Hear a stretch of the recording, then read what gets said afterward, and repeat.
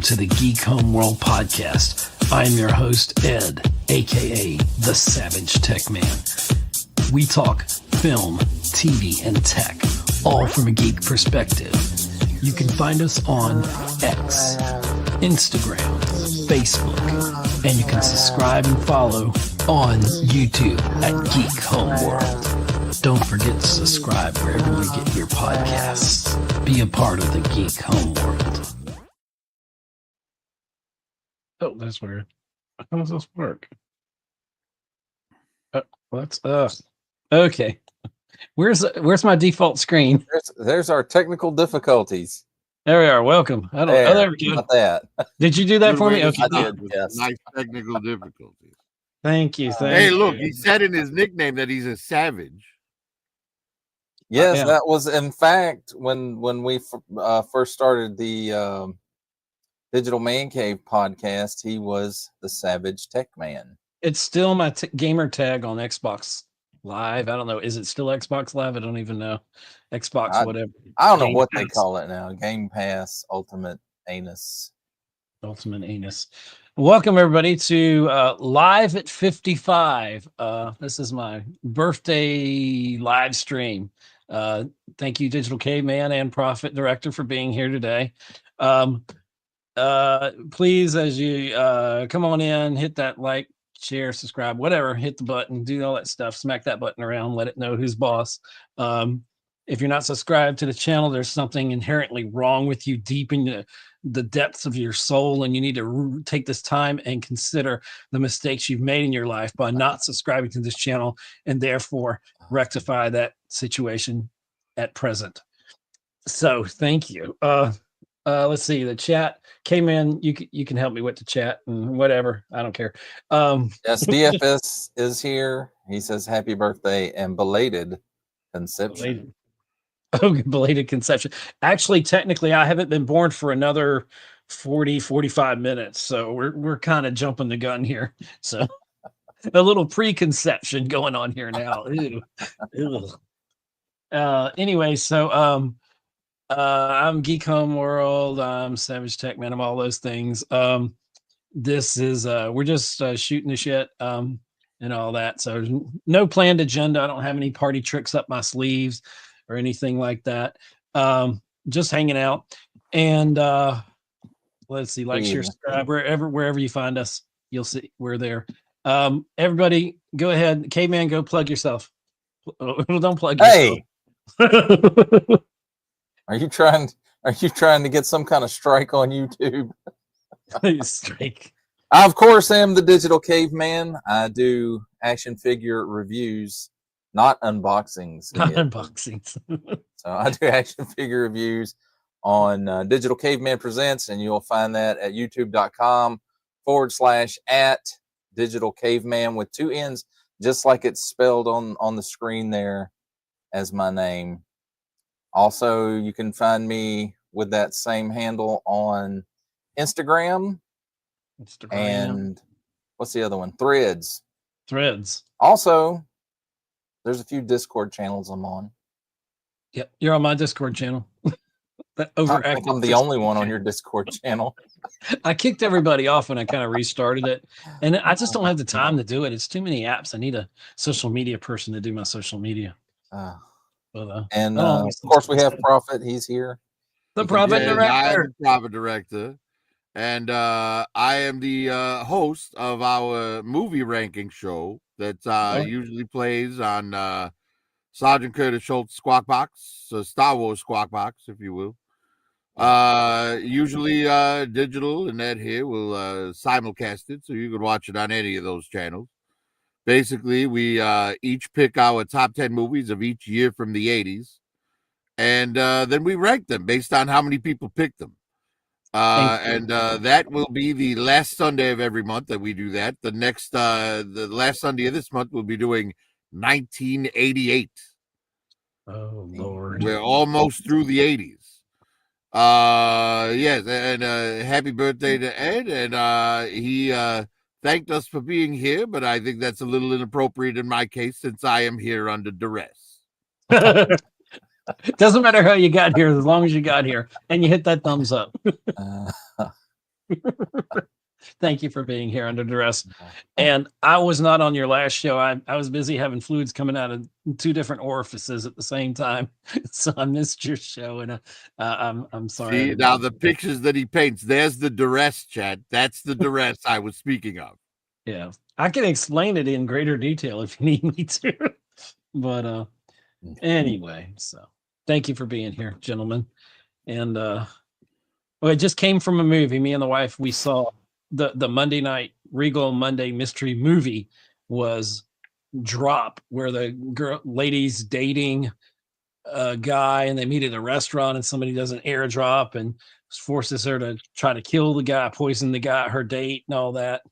It was a Blumhouse film. It was okay. It was kind of predictable. Then there's at one point in the restaurant where it just goes right off of any kind of belief, and you're like, okay, you got to suspend belief, but it was okay. And then we went to Tutti Frutti, which is a yogurt shop. So I had some kind of Rudy. Yeah, Rudy. Yeah, Rudy. Rudy the whole time. But and anyway, so we had fun. And I don't know what else is going on. I got nothing to talk about. I'd love to try a restaurant that actually had fun on the menu. Yeah. What did you have when you went? Oh, I had fun. I had fun. Yeah. That's right. It was delicious. Fun was tasty. But that was the most fun I've ever had. Really? And I've had a lot of fun. Now I've got a belly full of fun. Oh dear. Soon there'll be fun coming out of my ass. There'll be fun for all. That will be fun for all. And if we were on Star Trek, all that would be recycled. No fun intended. Right. Every time you get something from that replicator, just know. Every time Deanna Troy is ordering chocolate from the replicator, it could be that other kind of chocolate. But that might be her. All they're doing is repurposing organic matter, right? And that is according to the people who did all the tech specs for the show. Because if any of you out there have ever read the Star Trek The Next Generation technical manual, and I have, because I'm a nerd. I was gonna say, where's the cricket? That is actually in there, that all waste products go into the matter tanks. They're changed into inert matter and put into the matter tanks to be repurposed by the replicators. So you're saying we really are all full of shit, even in the 24th century? Especially in the 24th century. See, I think that each crew member should have their own personal transporter device that only has like one target and one destination locked into it, right? The target being your stomach and or your bowels or whatever, and the destination being the waste dump on the ship or whatever, right? That way we wouldn't have to waste time on the toilet. The destination of the Star Trek would be our shit right out of our bodies into the waste. The destination would be Uranus, right? No, that's the starting point. That's the starting point. The 10 rings of Uranus. Oh, that is probably how the Borg, repurpose their waste. Actually, I think the Borg just like shit in their suits and it turns into nutrition for them or something. Well, it could be that. Like Iron Man's suit does that. Like remember in Iron Man 2, he's like, where does that go? And he's like, oh, wait a minute. Well, that's like the Fremen suits in Dune. They repurpose all of the water from your body, including the sweat and the stuff. urine, the sweat, the urine, all of it. And it turns it into water. Gross. Yeah. I don't want to live there. That's not someplace I want to live. Not even if I get to like Nails and Daya. No, I not even for that. Yeah. But the spice is life. The spice. They can keep the spice. Yeah, I don't even want to leave my country, let alone my planet. Exactly. The spice is held together by the thread of the Force. Oh, shut up. Stupid threads. One of boy. two of two, whatever. They were doing some kind of math on that show. So what in the world's going on, and whatever else is going on somewhere? So There. I know this isn't a gift for you, but I did get something really cool yesterday.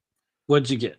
The McFarlane Toys Dark Knight Rises camouflage tumbler from McFarlane. Oh, the Amazon one. Oh. Yeah, it's normally like $70, but it was on sale for $33. I think saw it still that. is. I saw that.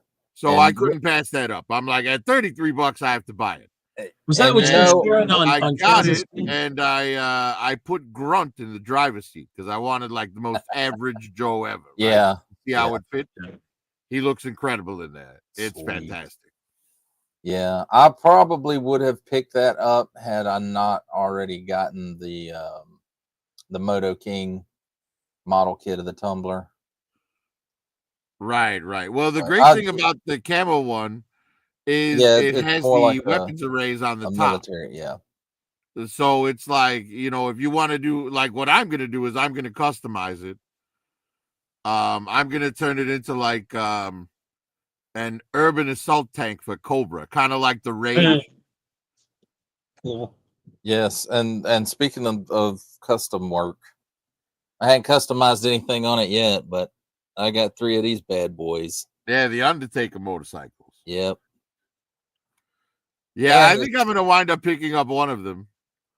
The like the saddlebag thing opens because like the gimmick is you're supposed to pull this off and flip it over, and then you got like this panel on it, and then when you get it on there right, honestly, the seat.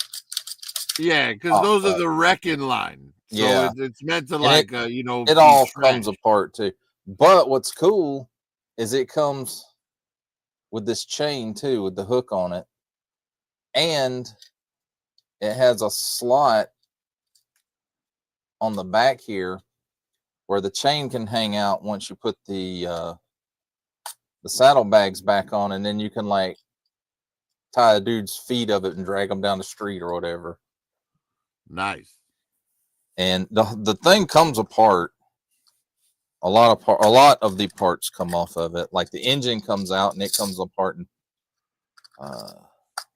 2 parts. This comes off. Yeah, if I get one and customize it, so. I'm going to be gluing a lot of shit in place. So that'll be good for, painting it up and stuff, being able to pull it apart. So it didn't take long for us to start pulling out our toys, huh? No, it sure didn't. Don't you feel out of place now? Well, I'll pull out my Cylon Raider. How about that? And there's the Undertaker that comes with it.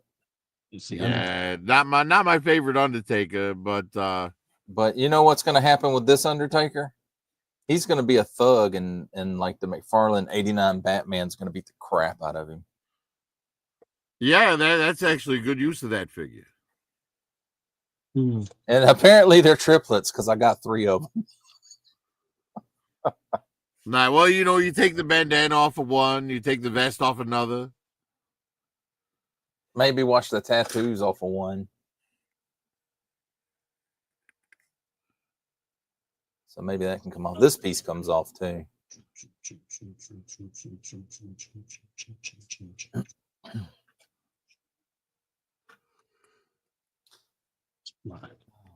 Just make one of them a woman. Right? You don't even have to alter it. All it has to do is say that it just identifies as a woman. Wouldn't hit a woman, would you, Batman? Pow! You wouldn't hit a man with glasses, would you? He certainly did. He certainly did. Oh, well, I think Sunday I said, I don't remember if I told y'all or not, Prophet, that my Mythic Legions Necronominus had 2 left feet. Yeah, you did tell me, man. That's a bummer. Well, does that make it a collector's item? No, that makes it a packaging issue. But I contacted BBTS. And what was it? 68 Monday. You were born in? 70. 70. All right. Yeah, I'm 55. and I'm 55. they 55. took care of it pretty quick. Like I called them Monday, by Thursday, I had the replacement. So That's awesome. That's cool. At least they took care of it quickly. That's they called did, and customer service. you know the same With our thing products. when I got my Monster Force werewolf and the hip was broken. I mean, just like within that same week, they had the replacement out to me, and I had it. So Nice. that's cool. Their customer service seems to really be on it. Cool. Well, I Oh, hit 88 subs this week. I think this week or last week. So I'm getting there. hang on, I got to grab something. Uh-oh. That's what she said. So, Prophet, what's going on in your world? Well, at the moment, I'm looking at movies that came out in 1970, the year you were born. Ah, A little bit of stuff with worth note so far. oh, cool. For example, Tor came out that year. Okay. Patton came out that year. Oh, George C. Scott, classic. Love Story came out that year. Pretty big movie. All right. So I did have a package come in from Ed's favorite store, Timo, today. Ooh, the Beneath What the ca- Planet oh, of wait. the Apes came out that year. You mean the one that's going to be under 105%? What's that thing called? The tariff. It's going to cost you $800 for it. What do you got? Phaser. That's original series. No, this is like the movies. I Oh. want to say this one is probably modeled after the Star Trek 3 phaser, because it's not quite the tactical phaser that they used in Star Trek 6 and in Star Trek 5. Yeah, because the other ones are flat. The next And generations are flat. it's definitely not the ones they used in 2. Right. So you my said they guess meant to is ship that to the my 3. address. Is that correct? No. No, they didn't. They shipped it to the wrong address. So, I mean, it doesn't have any moving parts or lights or anything like that. It's just a solid prop with some paints on it, but it looks pretty cool. Let's see what songs were number one during the year of my birth. Well, Let It Be came out that year. Yeah. Great ones. Bridge Over Troubled Water. They Long to Be Close to You. The Carpenters. I love the Carpenters. Karen Carpenter, probably best female singer ever, just on pure voice. I don't know about ever, but she was really, her really voice good. is as pure as like you could get in a voice, I think. MASH came out in 72. Okay. The movie. Yeah, the movie. Raindrops Keep Falling on My Head from Butch Cassidy and Sundance Kid. I hate to tell you, those aren't Raindrops. raindrops. Those aren't raindrops. I'll Be There, Jackson 5. The Beatles, Let It Be. He just said that. Oh, you said that. I'm sorry.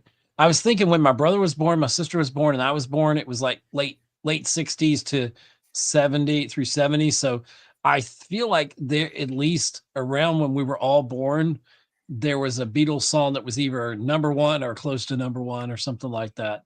Just Well, see, the crazy thing about the way that Let It Be came out in 1970, Let It Be was recorded in 69. right. But they held it back because they thought it would be a good last album, and they wanted to do one more before that. So, that was what, Abbey Road, I believe, right? Was it Abbey Road? Because it was dang, my brother would know. Yeah, Abbey Road. I believe it's Abbey Road because it was the one with that sounds right. With Octopus's Garden and well, what was the concert on the roof? What was that? That was that Let It Be? No. Because that was going to be God. I want to say that was for the album before. Maybe it was Abbey Road. because something was. I remember watching the Well, I thing could be and wrong. realizing something should have been released like on an earlier album, but they during that special that they had on Disney Plus a few years back, they didn't think it was good enough for the album. They're like, oh my god, it's one of their best songs. So it got pushed back an album or something from Harrison. Yeah, because Abbey Road had a lot of like amazing songs on it. But they didn't think it was going to be a good last album, so they held on to Let It Be, even though it was recorded first. They released Abbey Road, and then they released Let It Be last. Here we go. Well, let's see. Share this tab instead. How about that? That'll tell us right there. Because we had Help, blah, blah, blah, blah. Where are we at? Beatles, White Album, Abbey Road. Yeah, you're right. Abbey Road, September 69 was released. And then Let It Be was May 8th of 1970. Right, released in 70, but recorded in 69 before Abbey Road. Correct. And wow. They put out so much great stuff. You know, and honestly, if I had to pick like my 3 favorite albums from the Beatles, it would be Rubber Soul, Revolver, and Abbey Road. That's not bad. I can't disagree. I can't disagree with you on that. I really can't disagree with you on that. I mean, Rubber Soul and Revolver just have so many good songs on them. And Abbey Road is a masterpiece. I mean, the song Because by itself, like they did you remember when they did that in the, what was it, the late 90s, early 2000s? They did the Beatles anthology stuff. Right. And they released that a cappella version of Because. Oh my God, what an amazing version of that song. Amazing. But I remember, like, let's see, fond memories I have of like the 70s was all a lot of music. But I remember my mom driving me to kindergarten or wherever we'd go, and the AM radio would be playing, and you'd hear contemporary artists were like Barry Manilow. So, I knew all my Barry Manilow songs. I knew all my 70s songs, and, and all the. I had a Barry Manilow album that got a lot of play. Yeah. And, oh gosh, all the singer-songwriters of 70s music, each decade's got its own attitude, its own thing. And it makes me think of this, that when you can think about almost every decade in the 1900s. That sounds like a long time ago. But then when you get to like the 2000s, they're less defined by decades.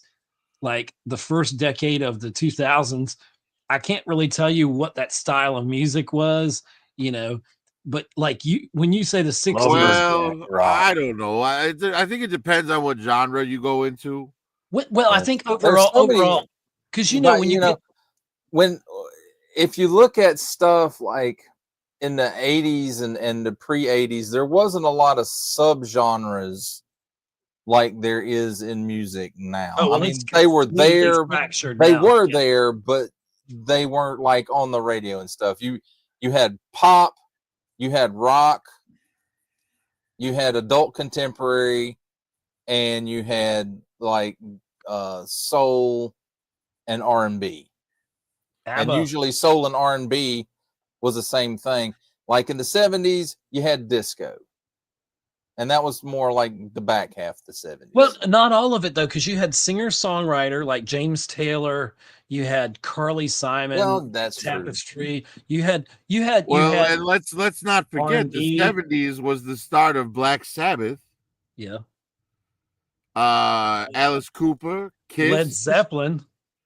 Like 80s metal started in the 70s. You know what I mean? But was it really its own genre or subgenre? But see, that's the thing, because what you had is what we would call classic rock, which would be stuff like the Animals and the Rolling Stones and the Beatles, and that melded into the the very original metal scene, which would have been Black Sabbath and that stuff. Right. And that morphed further into 80s glam metal. While the popular music, what we found on Casey Kasem's Top 40, Right. That was more the stuff that, like, in the 60s would have been like your Herman's Hermits and your Monkeys, and Yeah. Right.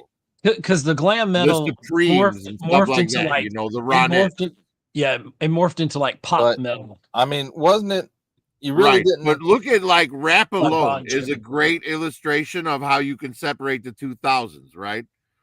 So the 80s rap was all about like community, and you had like Fab Five Freddy and all that sort of stuff. 90s was The gangster rap. 90s was gangster rap. The 90s got taken over by gangster rap.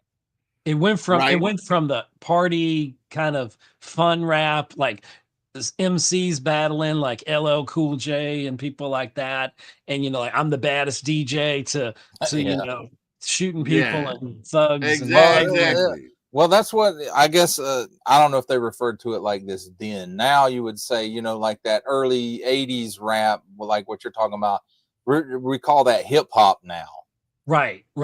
But that was rap music before all of the. You had like what gangster Grandmaster stuff, like Flash, Public Enemy, and Grandmaster Flash, Ellie Mel, and but the 90s it turned into gangster rap.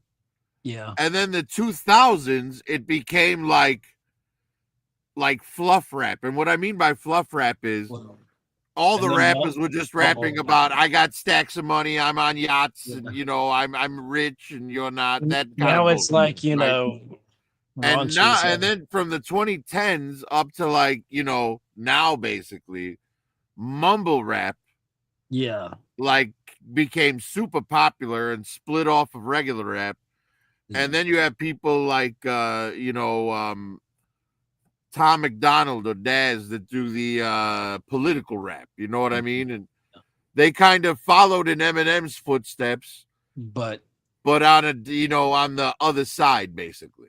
But like if you just focus way out without getting too subgenre, getting too micro, get on the macro, you think if I say 50s music, you generally know what kind of music that is. Bill Haley. Well, see, the 50s generally speaking, I break into a few categories though. I know, but then you get to like the 60s, you got your kind of it's still it's growing off of the 50s, but it's more gets into the psychedelics of things, and you get into the 70s, that psychedelics continues in to and molds into like singer and songwriter. You get to the 80s was very about polished sound, like super overproduced sound, louder was better, and the power ballads and all that, and then you get into the 90s. That's when you get more urban influences, more inner city influences finally make it to the mainstream after what Run DMC kind of and Aerosmith knocked the door down, at least for pop audiences. Well, but the 90s also had something else that was significant to them, because all of those artists that started the new music in the 70s, right? Your Elton Johns, your Police, your Billy Joel, your Bruce Springsteen. Yeah. They, even the Rolling Stones, right? They did Wild Horses and shit. You know what I mean?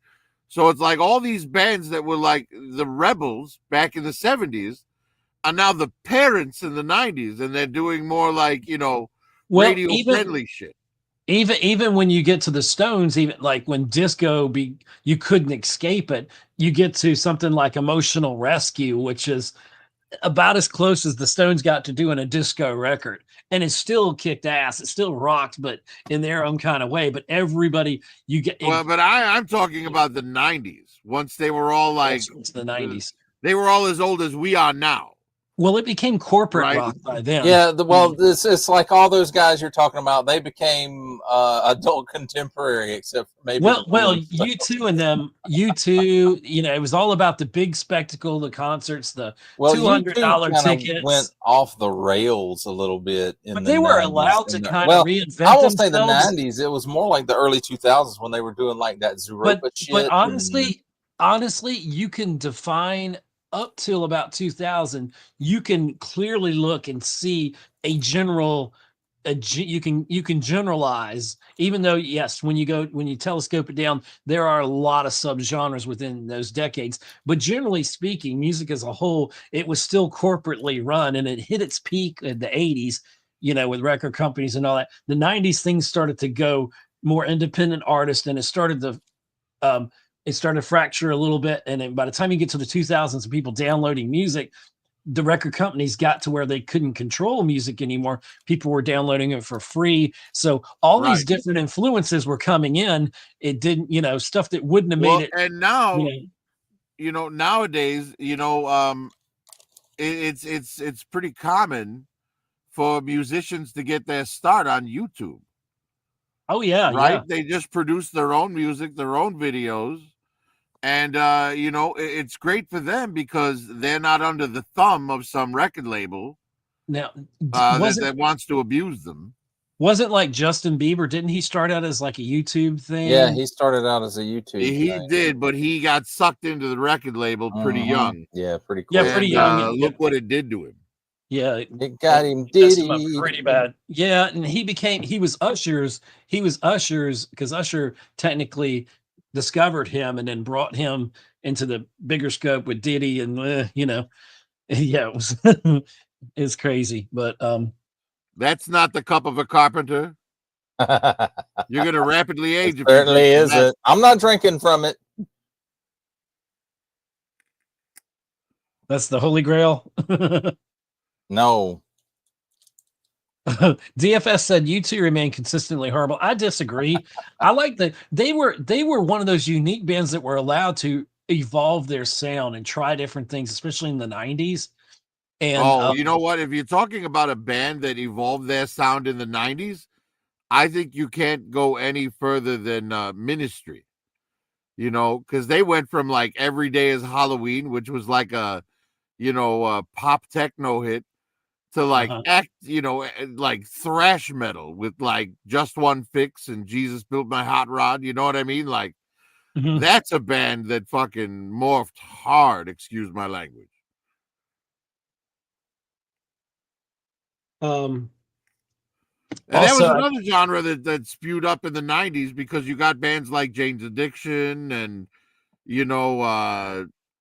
Tool and all those types of bands. All that whole what is alternate rock scene, exploded there in the early 90s. What about like 92? That's when the alt rock thing kind of took off. Right. I remember Soundgarden won the MTV Music Award for one of their songs, and they were like, well, they won in the metal category. Yeah. And Chris Cornell was like, well, we're not metal, but I guess we'll take this. Because they didn't consider themselves metal. They were part of the new thing with Alice in Chains and Pearl Jam and Nirvana. You know what I mean? Yeah. They were part of that new scene, that Seattle scene. Incidentally, Eddie Vedder from Pearl Jam, I bet those actually work too. It's they're pointy, my friend. It even came packaged in foam. Nice. Welcome to Studios. But Eddie Vedder from Pearl Jam. Mm-hmm. So the whole band was from Seattle, but Eddie Vedder himself was from Chicago. And they sent him the music for 10. He recorded the vocals onto it and sent it back to them. So they weren't even in the same state with him when they made 10, which is like arguably one of the best albums of the 90s. Oh, yeah. Definitely. It's top 3. I will say this about that. I think 10 is better than Nevermind. I would put 10. I agree with that. I agree with that. Nevermind. There's more songs. There's more songs on there that I like. Not that I don't like Nevermind. Well, I know how important that of an album that was. Here's why I say it's better. Because when I used to play bass and guitar, long before the carpal tunnel took away the use of my hands, like I could play any Nirvana song, no problem. But Pearl Jam was a lot more complicated in terms of musical arrangement and stuff. Oh yeah. And their songs, well, they were deep, but like Eddie Vedder just was like, But he I is can really good I can singer, tell man. you this: I hated Jeremy because it got over friggin' played on every single platform that existed at the time. Yeah, my favorite song on Tennis Porch. Was Daughter on that? No, Daughter was on the follow-up. It was on the follow-up. I don't know. It might be Your Real Daddy Was Dying. You were blah blah blah. What song is that? Oh gosh. Dun, dun, dun, dun. You're supposed to be the music master. Alive. I think Alive might be my favorite song. Yeah, I a just love lot the of lyrics. I child like abuse Alive in their music. off the 10. Black is Yeah, incredible. I like Well, Black it's too. sheets of empty canvas under sheets of clay. Yeah. Um, I'm still alive. Now I want to play some 10. It's like, And that then was a great album. there was the band that had members of Pearl Jam and Seasons of the Dog or something of the Dog or something of the Dog. They had a song. They I did. They can't did. remember. Temple of the Dog. Temple of the Dog. That's They the That one, was did and it Pearl had Jam and Soundgarden and together. Soundgarden. Yeah, because It was in they honor of a woman who produced for both of them who had passed away. exactly. and Yeah. if I'm not mistaken, that was the year they toured together. So it was like, you know, But Hunger Pearl Strike was Jam really played, the Temple only of the Dog song that played, made any radio Soundgarden play off played. that album. Yeah. I'm going hungry. I think Oh my that gosh. was the only song. DFS brings up a good like subgenre that I think doesn't get enough credit, but like a Parliament Funk, they were in that group with like Sly Stallone, Sly and the Family Stone. What's the other one group that I really love? Cool and the Gang grew out of that into the 80s. They Cool and the Gang does not get enough credit. I think people are discovering their music now more than as a retro thing. Well, I look at Kool and the Gang as a bridge between Motown and like boy bands, like Boys to Men and type of shit. Yeah. Well, more than but they've got those deep funk roots. Like there's stuff on like Emergency from what 84, like Misled. Oh gosh, that driving beat of that.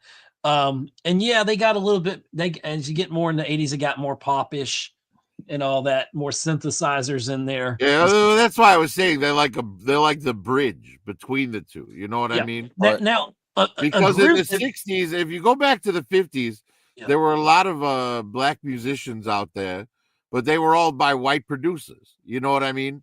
Yeah. A lot of like, black groups, vocal groups and stuff. And then, when Motown popped up, they were finally being produced by themselves, basically. Yeah. And it changed the sound of that music like tremendously for the better, if you ask me. Oh yeah, you can never replace. Well, not to mention you got to remember, and there were times in Motown where almost every song was either written by Stevie Wonder or Lionel Richie there for a while. Or Smokey Robinson. I mean, Smokey Robinson. Yeah, that's I was thinking more Smokey Robinson, not Lionel Richie, but Smokey Robinson. Right, but you had Marvin Gaye, like crap out of stuff. Bill Withers, Bill Withers, man. Oh my gosh. Sam Use Cooke. Me up, Bill. Use me up, Bill Withers. Yeah. Oh gosh, but yeah, you get in. There's a lot of people like Prince got a lot of their funk from George Clinton and people like that. Back in the 70s and the Funkadelic or whatever. I can't remember the names. Look. I mean, Stevie Wonder and James Brown had a lot of funk inspiration in that. Hell yeah, they did. Nothing beats a funky bass line. Or the funky Cole Medina. But here's a band. Here's a band, and I know how y'all feel about this particular band, but just changing lead singers basically made it two different bands. And literally the rise of synthesizers you can trace along this band and the band's Van Halen. Because think about it, they were guitar rock going into the 80s. Well, there was only synthesizers. one band that beat them to the synthesizer. No, true. I that's true. But if you think about it, so when they did 1984, which is a great album, and Jump was on there, that was they had just like, and that's when Eddie discovered synthesizers, and it was at the really at the rise of it. And when you get into when they switched to Sammy Hagar, became Van Hagar, um, they were very like 5150 is a great album. They had a lot of great albums in the 70s and especially the 80s. Most of their stuff was good, but it got very synthesized. But as you follow to OU 812, it got more pop synthesized. And then by the time you get to for unlawful carnal knowledge. For unlawful carnal knowledge, Yeah, fuck. That's how they got away with it. But that's the guitars. They had brought the guitars back, and then you get into even the album beyond that. It has like Judgment Day on it, which is arguably one of, I think, Eddie Van Halen's like best guitar riffs on there. But they were like, you could see them finding their way through discovering synthesizers as a group, and then going heavy into it and keeping the rock kind of in the background there. And then they went back to the harder rock, and it was a great evolution of a band, and I wish they said that but they didn't take anywhere near as much heat for using the synthesizers as Dio did for Rainbow in the Dark. That's probably and my that's favorite probably song one of their one of their most famous songs. That is, I didn't know right, that. but He got if you know two by songs, the community, by the metal community for that. If you know two songs by Dio, it's Rainbow in the Dark and Man on the Silver Mountain. You know those two are Dio. Yeah. And Holy Diver. I forgot Holy Diver. Holy but Diver. That's the only three Dio songs I could tell you what the hell they were. But I didn't, like I said, I didn't realize, and it might have been several months ago, I stumbled on to Rainbow in the Dark, and I was like, well, that's a funny title. And I didn't know I knew that song. And I was like, I never put it together. That's who that was. And I was like, that's a really good lyric. It's got some great riffs in it. And I was like, that's a good song. It's like, it's funny, how you know songs, but you don't know them.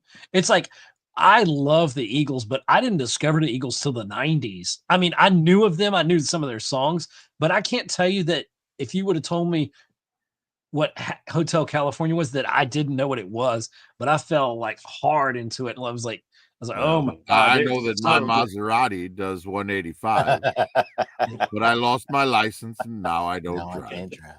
Oh God. Yeah. Joe Walsh. So good. So good.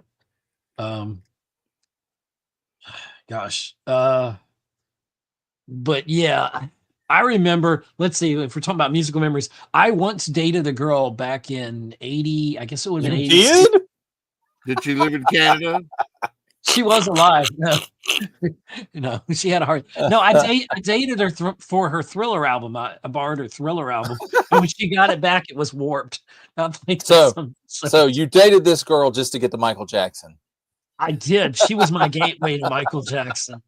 Yeah, I was the odd one out in my neighborhood because me and like three of my friends all got into like Motley Crue while everyone else got into Michael Jackson.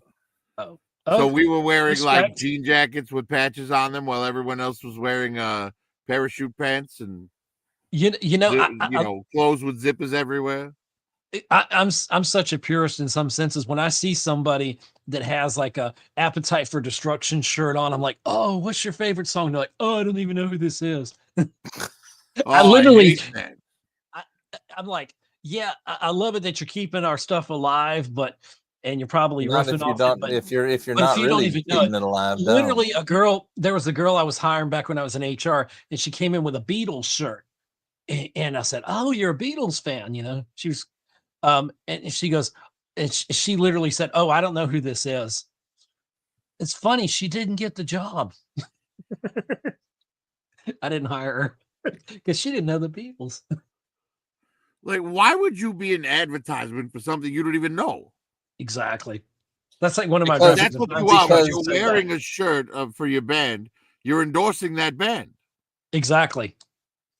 You know, It's because everybody else is doing it. right. Oh, and hey, that's- Raz, I that's the didn't even thing. see you pop in here. Raz. Oh, hey, Raz. Raz, oh, you know Hey, what? Doe Studios is here too. How's it going, Doe? Here we go. Copy. I guess I can drop the link, right? Copy. Well, he said he can't stay, but Well, he's welcome. You know- You're welcome to come on camera. Anybody who wants to come on camera, I can hold up to not that 6 I'm minutes. So if you want to, saying pop don't in. join you don't have to join. or We're can't just join, talking. but Raz. I can't stay, but happy birthday. Thank you for showing up, Raz. Appreciate it. I know you're doing some great things on your channel. How many subs are you up to? he's Now? over 1,000. Damn. He's like 1.2 or 1.3. I'm up to Something like 88. that. I'm getting there. I'm going to catch you all. You are. You're gonna pass me. I'm not going to pass you. You're 800 and something. 878 is when I checked it. Yay. You know, It's all about hard 2 work and hours ago. determination. Well, maybe I'll have some time. I'll be graduating Oh soon. no, I said 878. It's 879, but by tomorrow it's liable to be back down to 874 again. My 2 years of hard work are coming to an end soon. In a couple months, I'll be graduating. Actually, probably 2 months from today, I'll be graduating. Oh my gosh. Wow. I didn't realize that. I'll be graduating. And I'm not going back to school again. I'm done with school. I'm done. Well, no, man, I thought you was gonna go take some more math classes. Well, I want to take an advanced stripper pole, class. Oh, they only give you a certificate in that. You don't get a diploma. Right, and you'll have to identify as a woman to be in that class. I'll do what I must. And you have to be a cross-dresser. You have to wear women's clothes in that class. Oh, it's funny. Anyway, we were in you have to be a leotard in a leotard.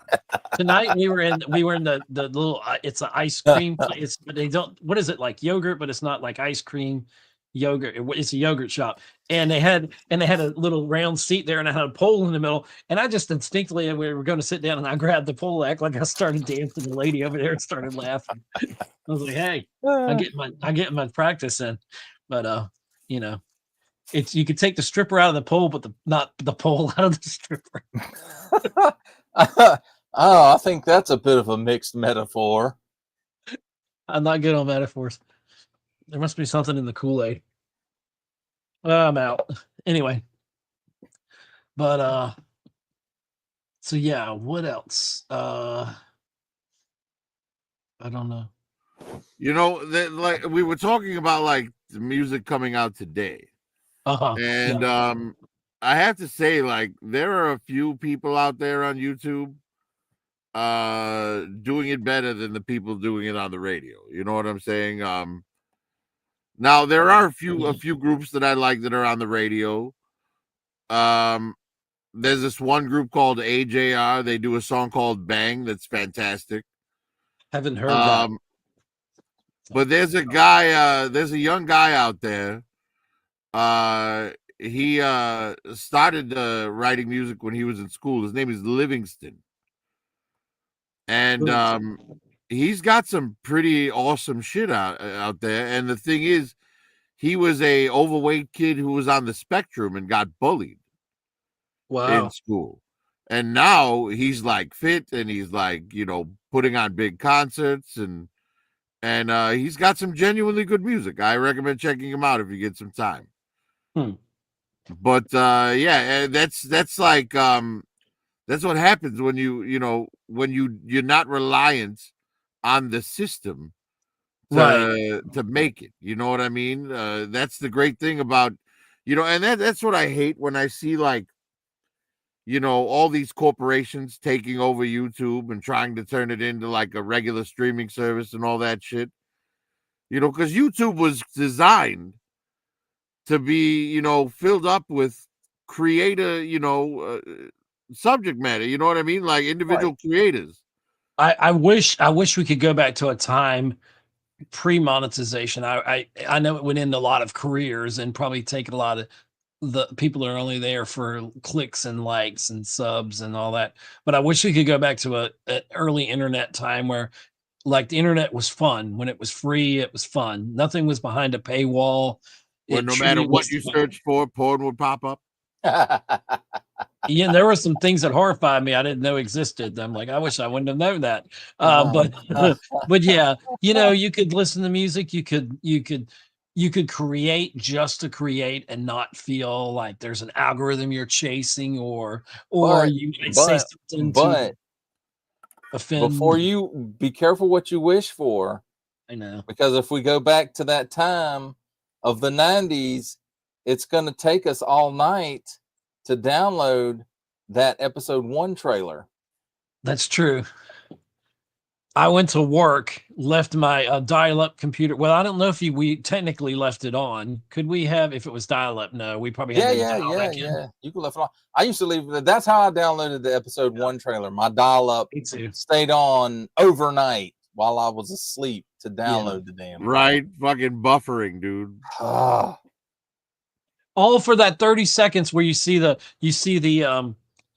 Gungan ship come up over the hill, or not the droid ship coming up over the hill, and you're like, wow, that took how long? That took half a day. And then Sidious says, wipe them out, all of them.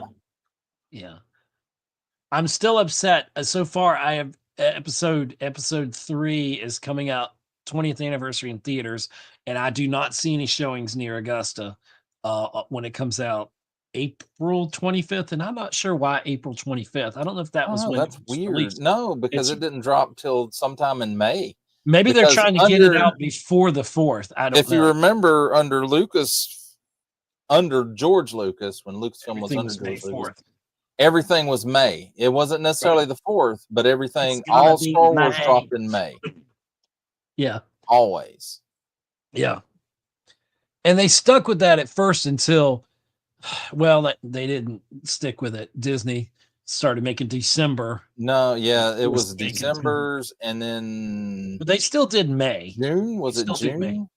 No, it was May. It was May. They stuck with May, but they added December because they were really trying to, do stuff and did too much stuff. But I love now that things have come full circle. I literally saw a video the other day about a guy, and he was talking about a guy. No, it was some dude, and he was talking about how he recently discovered how much he, being older, appreciates the Phantom Menace, and it's a much better film than he gave it credit at the time. And I'm like, thank you, about time.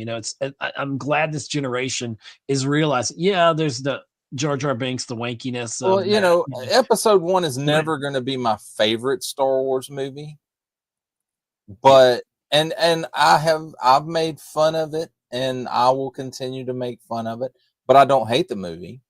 Yeah, not like, let's say, Skywalker, The Last Jedi, which I absolutely Rise of Skywalker is so much worse than The Last Jedi.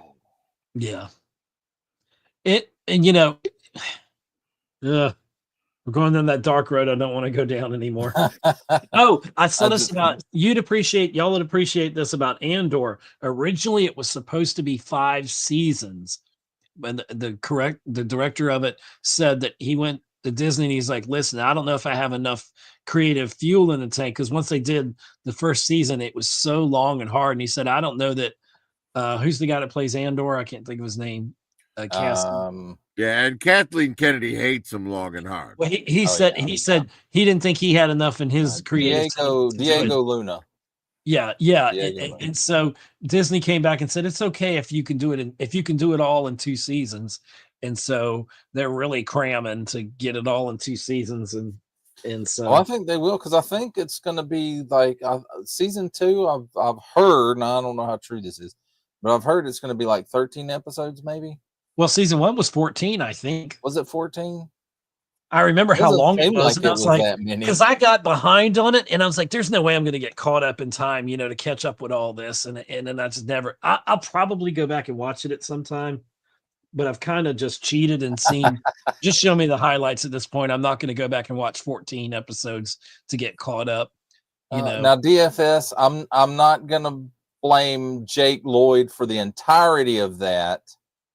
George Lucas shares some of the blame in that in his direction or lack thereof. And we agree, terrible dialogue. He does not write good dialogue. He's great with the story and the vision and His the direction. dialogue is horrible. Angel? Yeah. I never believed. I've seen a thing now that kind of explains that. It kind of retcons stuff. But when the first time he saw Padme, he asked her, was she an angel? Because he didn't see her physical form. He saw her form within the Force. Oh, really? See, I hadn't heard that. I don't know how official that is, but that seems like somebody's reaching. Yeah, well, you know, it's nice to know that Christianity exists in a galaxy far, far away a long time ago. Thank the gods, plural. That's just some crap that made up by the deep spacers. Deep spacers. They're all spaced out, all right. They're on that spice from the Kessel Run. Yeah, there's some shit in Star Wars that like you really have to ignore in order to like not be pissed off. M3, how's it going, man? What's up, M3? There's a link if you want to jump on M3 if you want to join us. Yep. Hey, I'll be right back in a second. M3ness. He's gone. It's time to talk shit. Oh. Yeah, honestly, I think Rise of Skywalker is the worst Star Wars movie ever made. But I will tell you, I did not go see that one in theaters. After The Last Jedi, I was confused when I came out of The Last Jedi because I was on my Star Wars high. So I was excited that, you know, I got to go to the theater and see a new Star Wars movie. But then, like, after I left the theater and started coming down off my Star Wars highs, I started realizing what I had watched. And I was like, God, that really sucks. It wasn't okay. It wasn't good. It was the opposite. It was bad. Yeah, there was very little of redeeming, you know, quality in that movie. And, you know, it sucks for the movie that had to follow it up, which was Solo, which is not a bad Star Wars movie. It's not a great Star Wars movie, but it's not a bad one. Yeah, it was a lot better than the box office would let you believe. Yes. Well, you know, it was getting that Last Jedi fallout. And that's why Solo did so bad in the theater. Now, would it have been better if the thing had been cohesive from start to finish?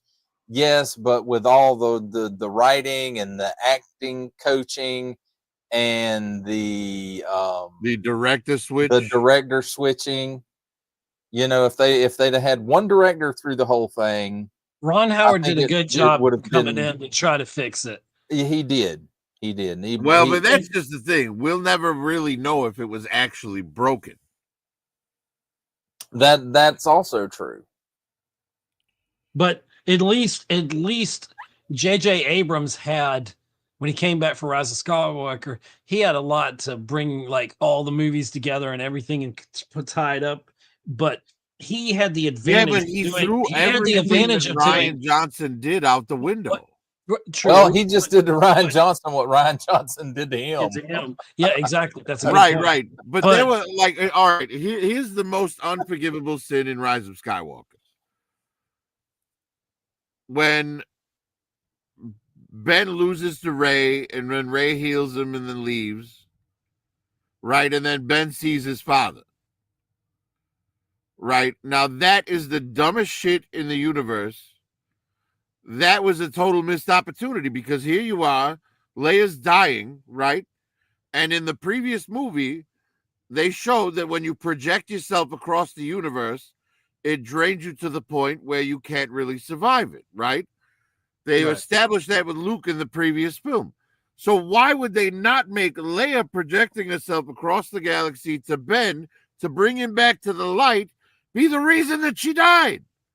Like, it makes no sense that they didn't do that. Well, and why did Han Solo get to be a Force ghost when he never used the Force? Well, he said he He wasn't a wasn't Force ghost. He said he necessarily a was a Force memory. ghost. Yeah, he was a Force memory. Jesus in Christ. So- And Abrams was some just shit. mad that he didn't get to kill Luke. So he fucking had Mark Hamill voice another character that gets decapitated in the first 5 minutes. I don't know. And But God, one thing I wanted to those say about fucking bombers in the one thing I Last wanted to Jedi at the say that beginning of it. Jesus Christ. one thing I So wanted dumb, to say, man. yeah, one thing I wanted to say is that Ron Howard didn't have the advantage that J.J. Abrams had. J.J. Abrams had already done a film in that series.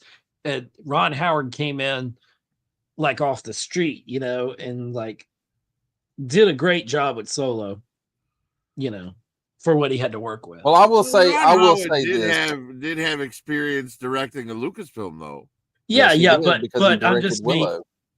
but not in Star Wars in the canon of films.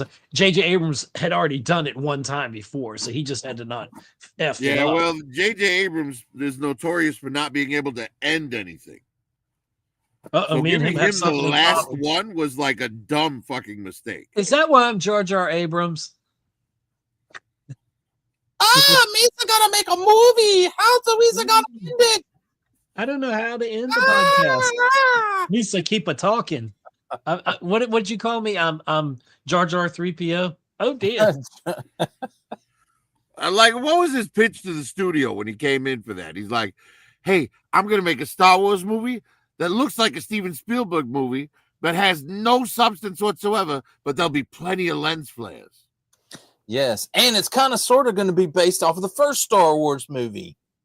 Yeah, it's just redoing the first Star Wars movie. Yes, I agree wholeheartedly. God awful. 100 billion gazillion % DFS. And they could have done it.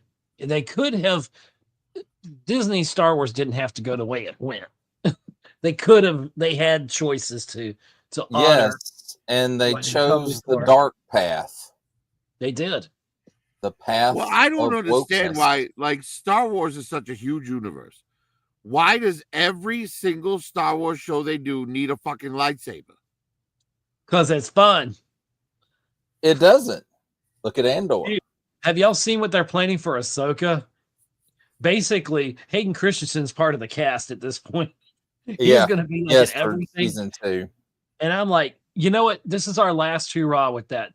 For anything related to that, let him finish it up. Let him go crazy. But I heard that the inside scoop supposedly is that's going to be good. That they've got a lot going with that. They got Padme actress coming in. She's playing. What's the Abeloth? Yeah, and they said she's really good from seeing her in that. What was the Black Dancer? What was it called? The Black Swan. Black Swan. Oh, Said that she movie was dark. freaking geeky, man. They said she's going to be delving into that, and that's really going to use more of her acting chops. So that's what's got her excited back. And because, like, if I understand the stuff right, Abeloth, okay, you have the Mortis gods, you have the father, the daughter, and the son. The father is Anakin. The thing is, Anakin's going to be the father. Abeloth is the mother. Right. And they're going to have somebody playing the daughter and something, and the son and the daughter. Oh my God. Guess who's playing the son? Or it's Sam Witwitter. Is that his name? Sam Witwitter from The Force Unleashed and voiceovers in the Clone Wars. And yep. So, I mean, they are stacking. Right. They're stacking it with people. So, but the only thing that's a negative is apparently the Mando and Grogu film that's coming out. It's basically going to be filler. And that's all it is. They said basically it's him and Grogu going around just like they did in the series. On a side quest. But their side quest, the entire movie is about Jabba the Hutt's son or something. Yeah, Rod of the Hutt, who was introduced because that worked so well for the Clone Wars. In the Clone Wars movie. Jesus Christ. Right. And they're like, we expect that to bomb. And then the guy that was talking about it, he said, but some of the other stuff is really They're really pushing it, and then they're Surprisingly, planning they were stuff outside of the talking. universe. Surprisingly, they were talking about a Boba Fett season 2. That was the other one, yeah. And they said this is going to be hardcore the Boba Fett that they want, because what's his name is already Tamora Morrison. Tamora, yeah. Yeah, said he's been saying ever since it all the backlash from how much of a wuss he was, Django, not Django. Boba. Was that he's going to come back and be ruthless. Nobody wanted to see him be a mayor of a town. Pansy. Exactly. They wanted him to come back and be show us why you're the world's you're the best, most feared bounty hunter in the galaxy. We need actual proof. Don't tell us that's just how it is. Show us. You know, what's the actress that was in Agents of S.H.I.E.L.D. that was kind of his right hand in that show? Oh, he was more of a badass than he was. Yes, shit. I can't She's think of her name. Well, the character is Fennec Shand. Fennec Shand, yeah, there you go. Yeah. She was better than, she was more lethal than he was, you know. And well, I mean, look at all the action sequences. Well, I'm sure she wasn't actually in those action sequences, but you know, her character on Agents of S.H.I.E.L.D. was pretty badass. Oh yeah, she was always Curtis has a massive crush on that woman. She's such a badass. Curtis. She is a badass. I when you said Curtis the second time, I got what you were saying. I just didn't hear you the first time because you know. But you know, I'm to the point, as much of a Star Wars fan as I am, I'm kind of done with it. And I know it's terrible to say, but they just really got to. I don't know what they can do at this point, you know, other than give me an animated Luke Skywalker, Adventures of Luke Skywalker after Return of the Jedi animated. It doesn't have to be voiced by Mark Hamill. Honestly, they can move on. At this point, I'm fine with it. But if they want to bring Mark Hamill in, that's fine. But just give me a nice animated series and make it just straight out lethal. Just, you know, just him out there doing stuff, you know, being Luke Skywalker, doing the things that we wanted to see that should have been on the big screen. You know? Give it to me in animated, because you can do much more in animation than you can do. And you can make that look so real with AI and deep face.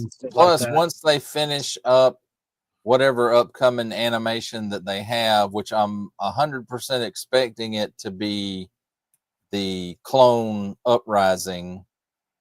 Well, we're getting Tales Empire. Of the one of those tales coming out. Tales of the Underworld, May 4th, and it's going to be. I think it's just going to be 2 storylines. I don't know how many episodes it's going to be, but I think it's going to run 2 storylines, and one's going to be Cad Bane, and one's going to be Asajj Ventress. Awesome. We need that. Yeah, I have to say, Tales of the Jedi is probably my favorite animated series they did. With that whole thing with Qui-Gon and Dooku. Yeah, some of the best stuff they did. Yes, and then we find out, you know, why Yaddle isn't on the Jedi Council by episode 2. She's been replaced for some reason, but now we know why. She's been yiddle-yaddled. Because she thought but the most significant thing about it, in my opinion, is if you watch Tales of the Jedi and then you watch Attack of the Clones, that scene where Obi-Wan is captured and Dooku is trying to bring him over to his side and talking about Qui-Gon and stuff.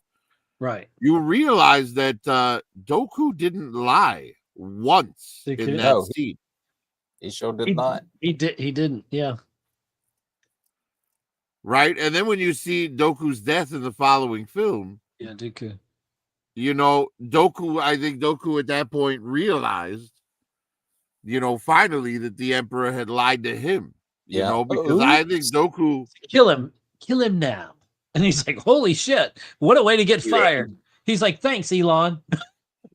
He's too dangerous to allow to live, Anakin. Kill him. Do it now. And what a hypocrite that made Anakin, too, to kill Dooku. Right? Because then he stopped his face from killing the Emperor later. Something that a Jedi should do. Do it. Come on.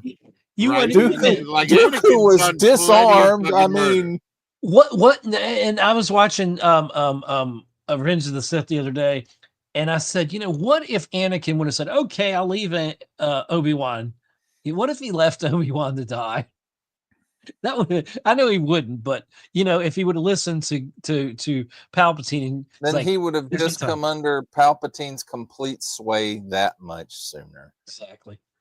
Well, Filoni had the best realization of all of this years ago when he talked about basically episode 1 is such an important film. It was so important to him, he said, because it literally is a turning point for Anakin, where you get Qui-Gon was the father figure that Anakin needed.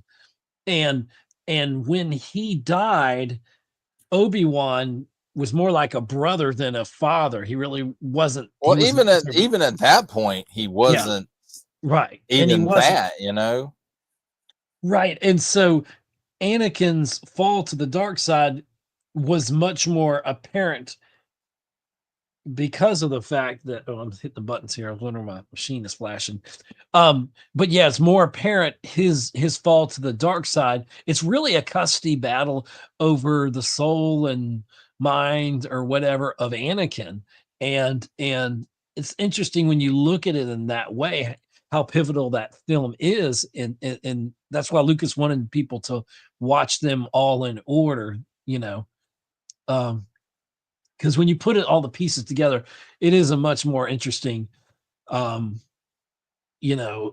into how someone can be inherently good, like good to a fault. Anakin was, and then eventually becomes the most evil man ever. It's like, and then comes back redemption.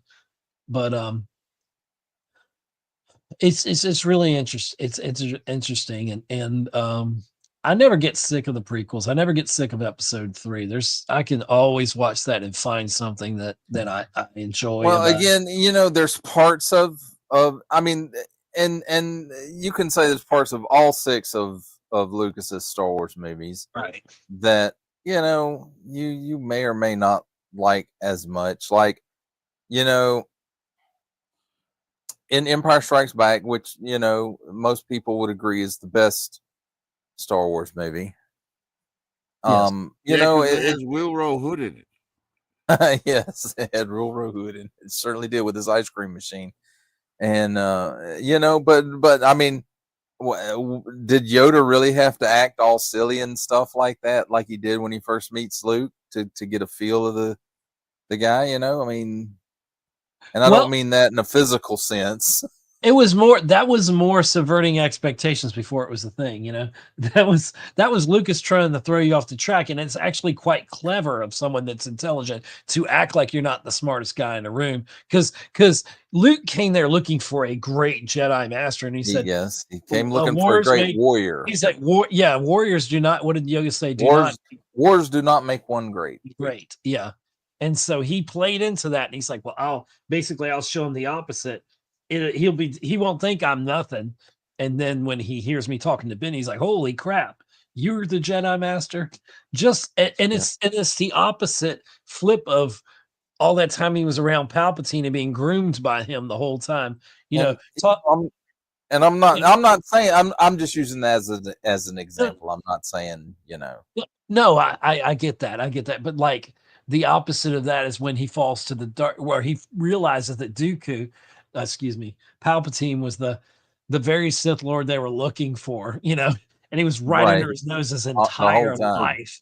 So, this is not the Sith Lord you're looking for. Exactly. But can you imagine if you had a mentor, somebody that was always in your corner, and then they totally betrayed you, and you realize they were using you the whole time, and you were just a weapon to them the whole time? I mean, the betrayal that Anakin felt, he probably, you'd be so devastated. You'd be like, how could I even, trust anybody? How could, and he probably felt like that in Palpatine's office, because he says, right, what have I done? What have I done? Well, and you sealed your fate, is what you did, buddy. As soon as you helped Palpatine kill Mace Windu, it was too late, and he realized that, oops, I fucked up. If I I just better would have join listened up to with this guy, even though he's an ass and's been using me the whole time. I don't have another option. Yeah, and Vader absolutely hated Palpatine. Oh, He he did. did. And from the choice of suit that he and gave it's funny him, because substandard, because Vader's suit was designed to keep him in pain. so that Yes, he it would was, draw the and not dark only side. that, but it was designed specifically to have a weakness to electricity. So he So couldn't that use at any Force time, lightning. if Vader came at Palpatine, he could just zap with some Force lightning and shut him down. And also with the depletion of the midi-chlorians and Anakin, he probably never developed the Force lightning had he not, lost all those limbs. He lost a lot of that ability to use the Force in that sense. Even though he became stronger in the Force, he found different ways to pull on the dark side of the Force through his well, pain it's and not anger. it's not that he was actually any stronger once he turned to the dark side. It seemed like he was, He was able to tap into it seems it like better. it's more powerful because it's quicker, it's easier, it's more seductive. I But the think ways of the dark side are unnatural. I think dark side users progress faster than Jedi simply because they're using the Force for selfish reasons. Right. And they go in it like when you charge at something versus waiting for that thing to come to you. Jedis are about defense. Sith are about offense. They're about going in and boom, just you want something, you go for it. You just go right to that emotion. And well, not necessarily. Like in Vader's case, yes, he was very physically going after Darth Maul things was even that he more wanted lethal. to do. I'll say it. Darth Maul wasn't. I don't consider Darth Maul a Sith Lord. He was an attack dog. He I was agree. not. He was not really. He wasn't trying to Palpatine's master apprentice the Force. because we know from stuff now that Plagueis was still alive during the events of Episode 1, or at least half of the movie. He was still alive. Right. And of course he knew about Maul. Maul, again, he was their attack dog. That's what they trained him for. He was their assassin. He was their go out and get this person, go out and get this person. This is a problem. Their blunt weapon. Go take care of it. Yeah. And and that's what he was about, because that's what they trained him to do. He wasn't trained. He was a knife where Dooku was a sword. You know what I mean? And Palpatine was a gun or something like that. Something, more calculated. Something. Well, the fact that Palpatine could take and twist things, the view of things, up so much that he took a well-respected Jedi Master who was known as one of, if not the best swordsman in the Jedi Order, that he could take and twist the view of things around and manipulate occurrences so that he would take his side. It just shows what a master manipulator that Sidious was. And I think that was Sidious's true power. His true power wasn't his use of the dark side. It was the fact that he was a master manipulator and he could manipulate any sequence of events into his favor. He was a perfect politician. And honestly, I think he had a level of clairvoyance beyond the Jedi as well. He did. You got to remember, during the prequel eras, I mean, they even say it in Episode 2 that, their ability to use the Force has diminished. And it's because, most of the Jedi are located on the same planet as this master manipulator of the dark side of the Force, and he's clouding everything so that they can't get But the as Yoda said, perception maybe they once did. As Yoda told Luke when he's explaining the light side and the dark side, he's like, the dark side is not more powerful; it's just more seductive, more cunning. It's quicker, it's easier, and it's more seductive. Right, and it's more seductive because it's quicker and it's easier. And that's why I say Sith dark side users seem to progress in the Force faster. If you have a room with no windows or closed up windows, or a room at night, and you close the door, it's pitch black. You open the door, the light comes in, the darkness dissipates because of the light. But if you have the sunshine and the moon crosses that's what I kind of look at.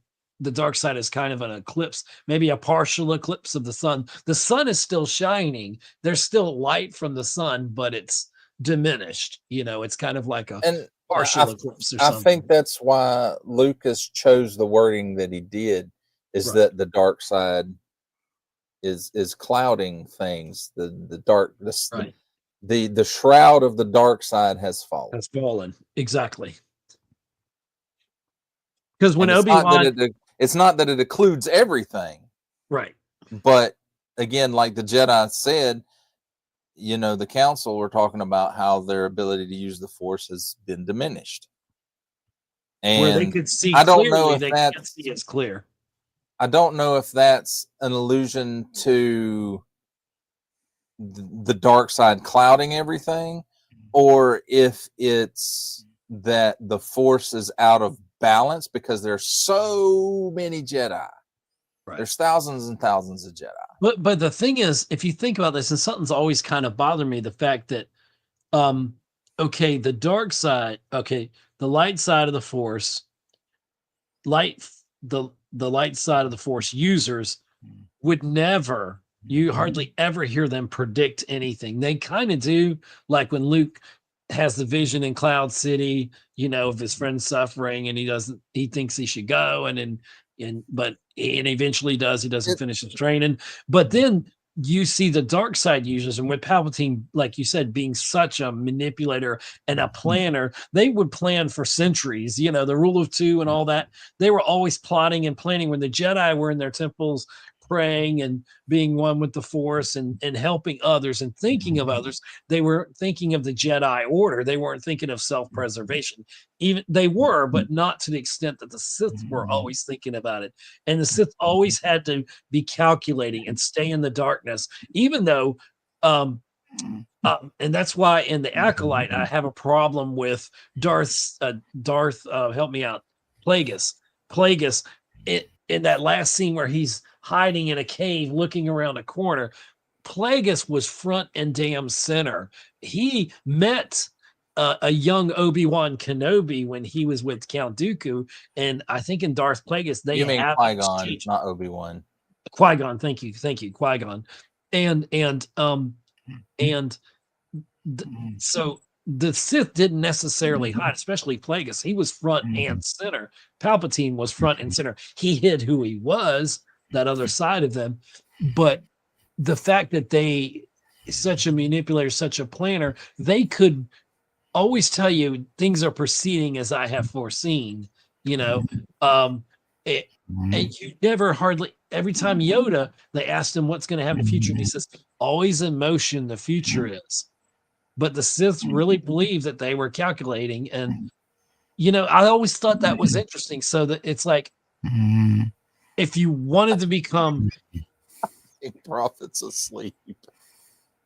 Prophet, did you fall asleep for real? No, I'm awake. Oh, okay. He's like, Ed's droning on again. But I don't know. I just thought that was an interesting concept. I've always thought about that, because it's like the Jedi never predict the future. Well, say is a chance that happen.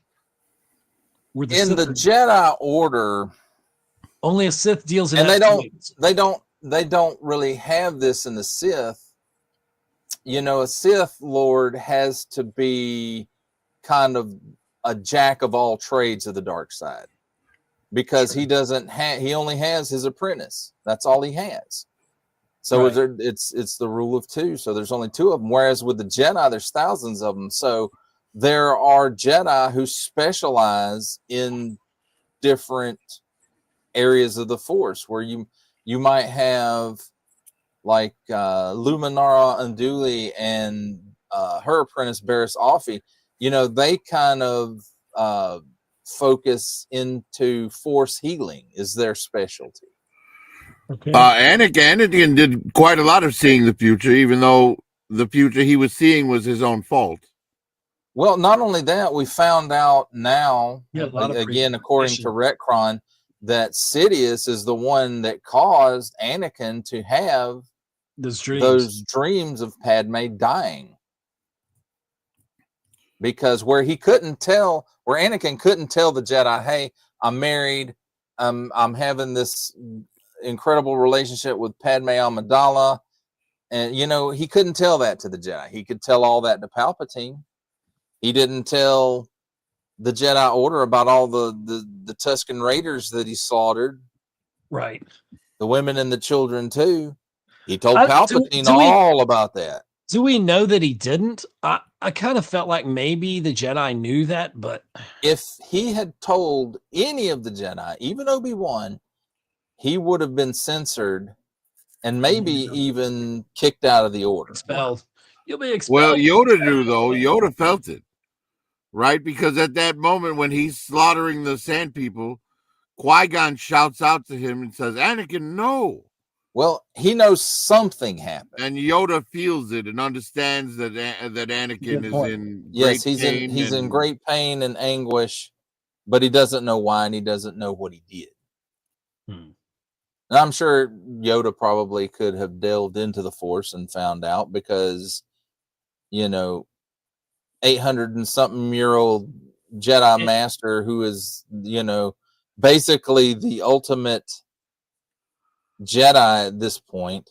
Right.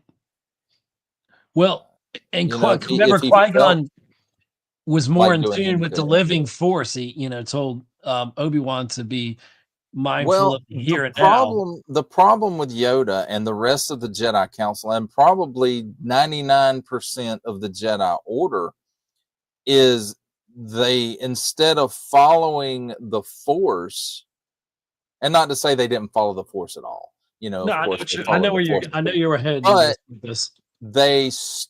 They tended to rely more on the dogmatic views of the Jedi Order, the rules and regulations. They tended to defer, instead of deferring to the Force, they deferred to the rules and regulations of the will of the Force, the Senate, and of the rules of the Jedi Order.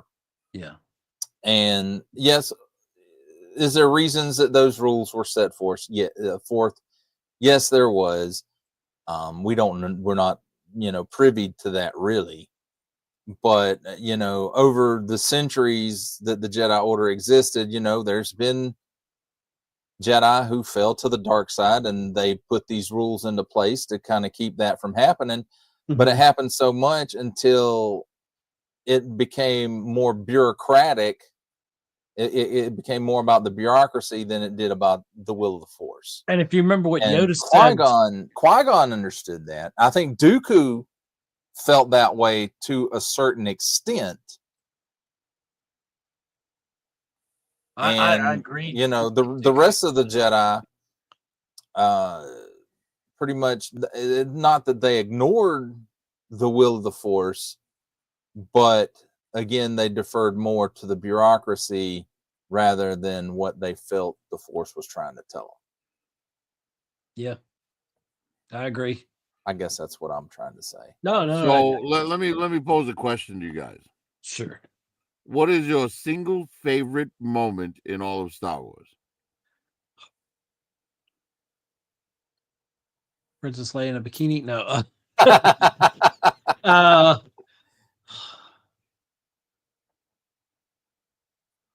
Mine happens in Rebels. Rebels. It's after Ezra leads Maul to Obi-Wan. And they have their final showdown. And Maul and Obi-Wan have their final showdown. The bit where Maul, is like probing Obi-Wan. And Obi-Wan has his normal, like, Obi-Wan Yeah. Demeanor. he's because Maul probes him and says, "What are you protecting, or who?" Ooh. Yeah. And then Obi-Wan hits the lightsaber on. He's like, "All right, Yep. now I don't have a Yep. choice." Yeah. Right. But He's what's like, great about that let you scene, go. what's really great about that scene is Yeah. Obi-Wan starts out in his own fighting stance, his own lightsaber stance, but then he switches to Qui-Gon's. Mm-hmm. And it's Qui-Gon's stance that he uses to take Maul down. And the fact that he like comforts Maul in his last moments, Yeah. as though they I were was best waiting for you to friends. say that part of it. That shows, yeah, that is a great moment because you expect this end all battle and it's And not it's over in 2 right. seconds. Right. It's another one of those small day doomsday fights. Five minutes. And that's like a testament to what is wrong with Disney Star Wars. Right? Because you give us a live action Obi-Wan show and you bring Ewan McGregor back, and nothing in that show even comes close to that one appearance in Rebels. Nothing. And I will tell you something it's kind of I don't know if you guys might know this, but a bit of a behind the scenes tidbit for that scene was when they were doing Obi-Wan's voice, they decided to do it as a mix of Alec Guinness and Ewan McGregor. And they mixed it together and created the dialogue. So it's both. It's both Obi-Wans. But yeah, it's a perfect bridge finally. And it's Maul shouldn't exist at that point, obviously. After episode 1, him getting chopped in half, that shouldn't physically be possible. But I'm glad alien physiology and all. I know, but I'm glad of any character. He's one that shouldn't have died. He should have been the Phantom Menace that got away somehow. He shouldn't have been chopped in half. I'm glad that they found a way to bring him back and make it kind of make sense. And but you have to suspend a lot of disbelief. But Maul was too great of a character, and Sam Witwer did such a great job with developing him. And I tell you, that battle, one of the best things in Star Wars was Ahsoka and Maul and their final duel together, and then with Vader. Oh, Mandalore. Yeah. And what was that? The last, was that season 7 or 8 or whatever the last season 5. was? Was it No. 5? 6? No. Seven. I'm talking about when they came back the one season and it went right into episode 3. I wish they would give us that's like the last 3 episodes of the show. Yeah, literally the last episode. And it runs. That was like season 8. That season they came back, and it literally goes to the last part where you see Vader there, and he's looking for the helmet, and he thinks Ahsoka's dead, but she's not. And you see the broken clone helmets there. But that fight with Maul and her was some of the best. Like, it was animated, but it was some of the best lightsaber duel. I mean, she is going toe to toe with Maul and that, and it's just a really good story how it blends right into episode 3 where the clones start changing on her, and Order 66. Order 66, yeah. And that's one of the best. That is one of the best parts of Clone Wars. I could watch that whole parallel running to episode 3 is pretty amazing. I love the fact that the way that they lined it up. It's like, it really is part of the movie, but it's off screen during the movie, just like the movie is off screen during the episodes, the two or three episodes that it right. Well, you know what's crazy, like, and this is why I loved Rebels so much, because not only is my favorite like moment in all of Star Wars the moment with Obi-Wan and Maul, like in Rebels, but Vader's best line in all of Star Wars is in Rebels. when he's fighting Ezra, and Ezra says, "I'm not afraid of you," Vader then says, "Then you will die braver than most." It's the best Vader line in all of Star Wars. And that was during the That was right before battle when they Ahsoka were comes fighting in at and the saves it. Sith temple or whatever. Yes, So- yes.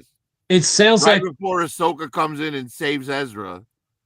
right. And then a season later, Ezra pulls Ahsoka out of that fight, saving her Right. from the Yep. realm beyond, From or the- whatever it's called. What The the world beyond world beyond world.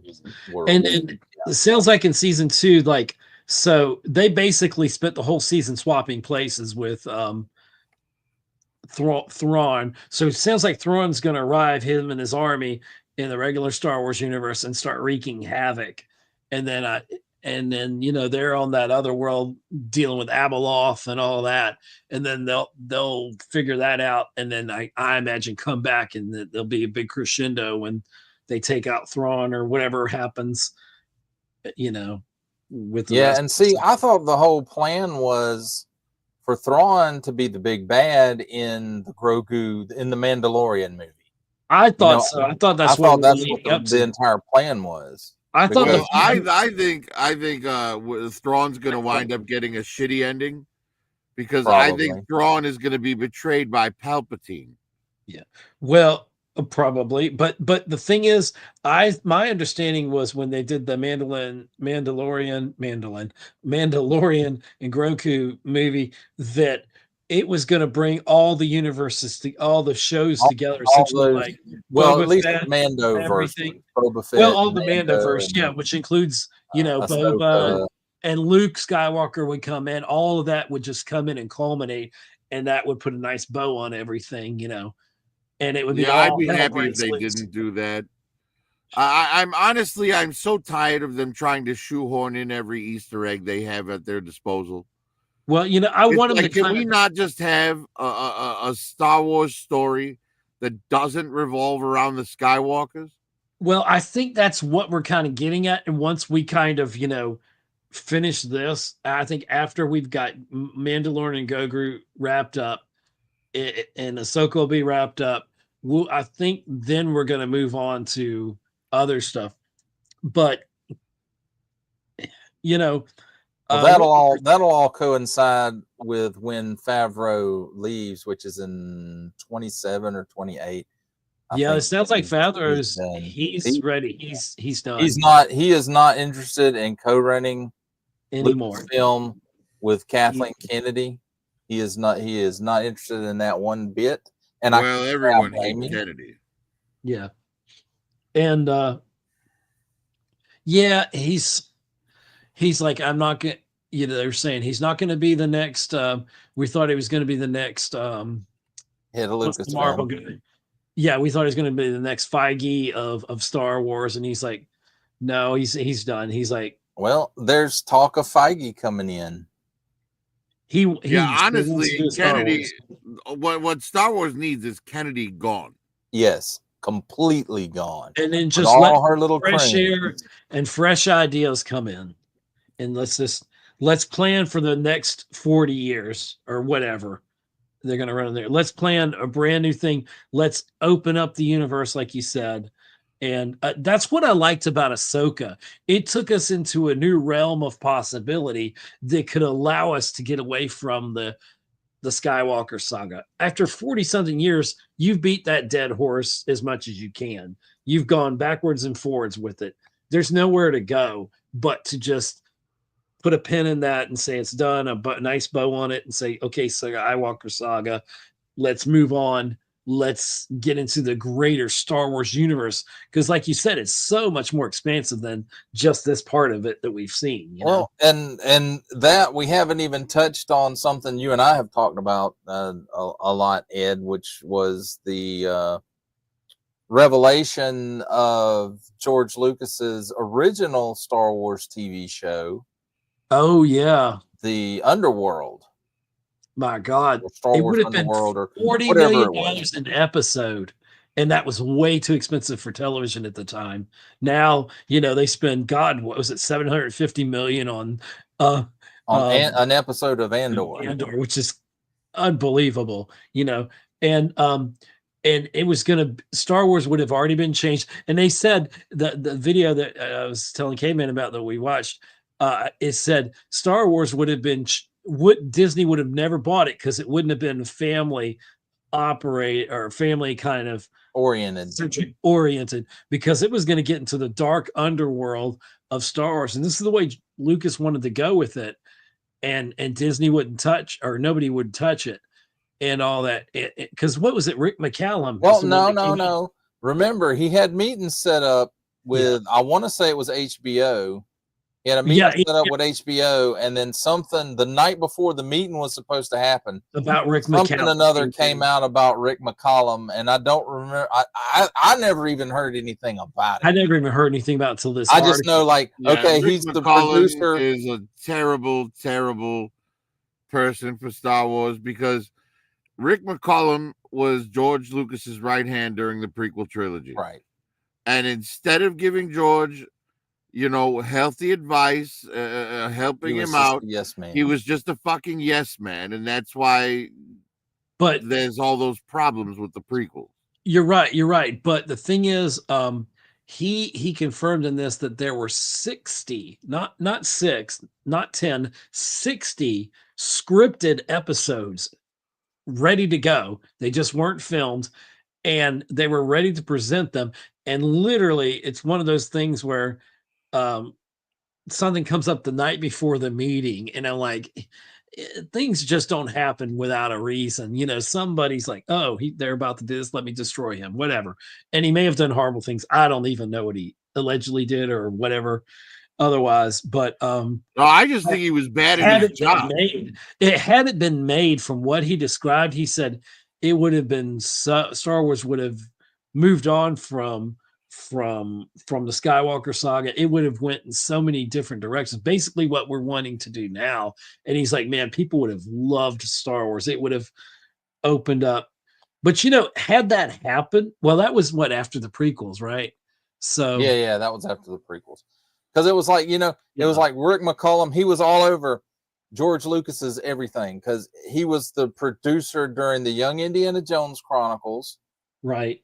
He was a producer during the prequels. And then after the prequels, it was like, bam, you don't see his name anymore. Because he talked about that and was it Bob Iger? The reason Lucas ended up selling to Iger in the first place is because he wanted that. Was it the second season of Indiana Jones Adventures? And Iger stuck his neck out for Lucas to get ABC or whoever to do it. And the ratings still didn't improve, but Lucas never forgot that favor, because Iger really did stick his neck out for him. So all those years later, when Iger was in Disney, he's like, well, this is perfect. They're going to take care of my legacy, and I can trust him because he stuck his neck out for me. He almost felt like he owed it to him to hand over Star Wars, and he couldn't think of anybody better. And unfortunately, they put Kennedy in charge, and Kennedy had hated her bosses, George and Stephen. But she was wanted to destroy everything that they made. Well, that wasn't Disney's fault. That was Lucas's fault, because he did it before he sold the damn company. When he retired, he retired from it about a year or so before he decided to sell Lucasfilm. True. And he put her in charge. And what it's saying, she was she was well respected before she got in charge of studio. There's a difference in being a filmmaker and then being in charge of the studio or the creative head or the CEO. There's a big difference, because when you get in that chair, it's kind of like, when I become a manager, I'm going to do this and this, and this is the kind of manager I'm going to be. I'm not going to be like this guy or that lady or whatever. Then you get in that position and you're faced with all these new challenges. I'm going to hire this woman because she fits a demographic. I get that. And she was Harvey Weinstein's right hand and fed him all kinds of girls. Right. And that's deplorable and all that. I get that. But you do get a different perspective. And I'm not defending her, but you get a different perspective when you're in charge of everything. And she fumbled a lot of good stuff. We could have had the writers from Game of Thrones, as much hell as they got for that last season, which I didn't think is as horrible as everybody else thought it was. They, I think, would have given us a really gritty, new version of Star Wars. It would have been interesting to see what they had to do, but they didn't even get a chance to pitch their ideas because she hired them without even thinking about it. Then she fired them without even letting them, present what they had. And so, she did that. She fumbled a lot of projects, and that's where she started to lose ground and a lot of respect and sullied the name of Star Wars. And then all the activism that she was pushing obviously ran everything else into the ground because the message became more important than the actual storyline and having a cohesive plan, which Disney never had. Had they had a cohesive plan, the sequel trilogy would have worked out somewhat better, but they never had a plan. Daisy Ridley said they didn't have a plan. Kylo Ren was supposed to be going in he was supposed to have the reverse Vader arc. He started out good, but went bad and stayed bad. He actually got worse. But on that note, and they flipped it. Yeah, I will be back momentarily. Alrighty. But well, hold on. Before you go, I want to plant something in your head. Because I have a little show to pitch. All right. Here's the idea. Mm-hmm. It's the future, but it's a college show, kind of like Van Wilder, but it all takes place at Starfleet Academy. Isn't that what they're planning? Isn't that Starfleet Academy? Yeah, like Lower Decks. I'll be right back. It sounds kind of like that, like Starfleet. I think they have one might be called Starfleet Academy that they're planning. And just as an homage, you hire Ryan Reynolds to be one of the professors. Oh my gosh, that'd be great. I'd pay to see that. I'd sign up for that. But yeah, Ryan Reynolds, man, he's made a lot of good movies over the last few years, man. Well, he's on a roll, but he's at odds with like Marvel right now. I mean, there's something going on between something to do with his Blake Lively or something and some other actor or director or somebody. There's some like near litigation going on with something, and I don't. Yeah, but I don't put any stock in that until the court rules and everything's done because right. Every It's time just we do, there's because everyone's a fucking liar in Hollywood. Right, just look at the shit with Johnny Depp. Everyone threw Johnny under the bus. He got fired from Disney, and all this bullshit. And it turns out it was Amber Heard the whole damn time.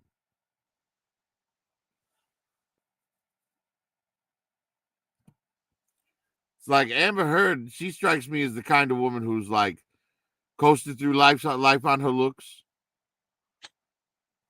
Yeah, well, not used to being told no in any way. Kind of like Kathleen Kennedy. There you go. But yes, I would love to see Star Wars go in a new direction.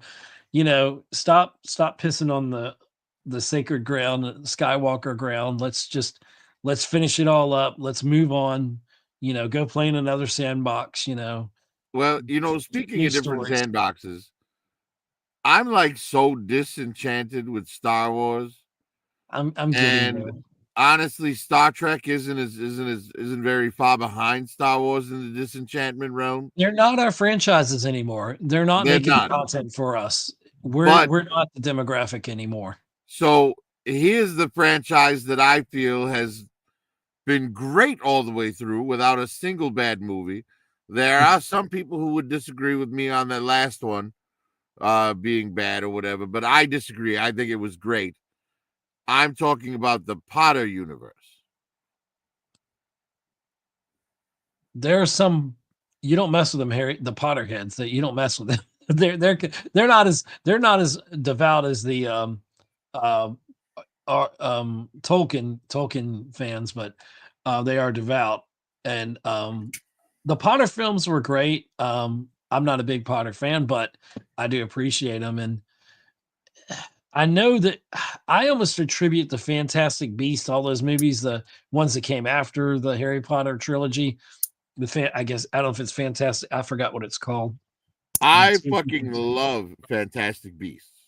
I mean, there are people that like it, but I almost see it as the equivalent of what the Hobbit trilogy is to Lord of the Rings, if you know what I mean. It's lesser than I it's still get the comparison, yeah. but that first Fantastic Beast movie is just so damn good. Is it? Now the There are last one some was the decisions Dumbledore. that I wouldn't have made in the second one and the third one, but But I don't think wasn't they're the third bad one films at all. was the third one where they had Dumbledore or The something? Secret of Dumbledore, yes. And I felt like at that point they were reaching for connective tissue to the original Harry Potter. You know, they're really it felt like they were really trying too hard. Well, If and you know that's what I mean. something that I wish they wouldn't do, and that's why the first one is so much better because it doesn't tie. You know, the whole thing takes place in America, Right. in a completely foreign land. The only character that we know from two characters that we know from the Harry Potter series, Mm-hmm. Grindelwald himself, the evil wizard played by Depp, and Newt, because Newt, and the only mention of Newt in the Harry Potter films is he's the author of the Fantastic Beasts and Where to Find Them book. Yeah. Hmm. Right? So Yeah. there's not a lot of stuff to tie it to the original series. And I also love that it's a period piece. The score for that film is fantastic. The fact that it's like, across the pond from the original series. And you get to see the Wizarding World from a different perspective. You know what I mean? Okay. Yeah. I hear tell they're planning to make another Matrix film. That last one was garbage. It was interesting, but it was kind of garbage. Look, you can have a decent idea, but when you execute it that poorly, there's no redemption. Weird. It was a They weird really story. should not make another Matrix movie. Yeah. I love that universe so much, though. I want to see. It's like I don't care if they can spit out Terminator films left and right. I love Terminator so much that I'm there. I'm down for it. You know, at this point, they've had some misfires, but there's still things I like about Terminator. I love it so much. Like maybe Harry Potter I fans actually will love the still third love it. one, and most people hate that one, but I think the third Terminator is fantastic. The third Terminator Yeah, reminds I'm not me the of what. biggest fan of that one. Well, the third Terminator reminds me in my eyes is equal is what the prequels of Star Wars are to Star Wars, if you know what I mean. It's Yeah. it's because it still feels like a Terminator film. And then when you get into the other ones, they went a different way with we were gonna get a trilogy out of the Christian Genesis. Bale. Oh yeah, The we were Christian going to get Bale a trilogy out of that one. Terminator was Salvation, and that would have Which been interesting. I wanted to see that in-day progression of the war and see because we never quite connected the dots. We well, were I think getting I there. But that's what think I loved about the third one, because we got to see the beginning of the war. that's And true. at the time I thought that was very inspired to say Skynet. It wasn't for you to beat Skynet. You were just going to that bunker to survive because Judgment Day was inevitable at that point. And so saying that at the time, saying that the internet itself was the virus or whatever was, and later on in Genesis, that program was essentially the virus, Right. I think is very spirited, especially at that time, and the idea of that.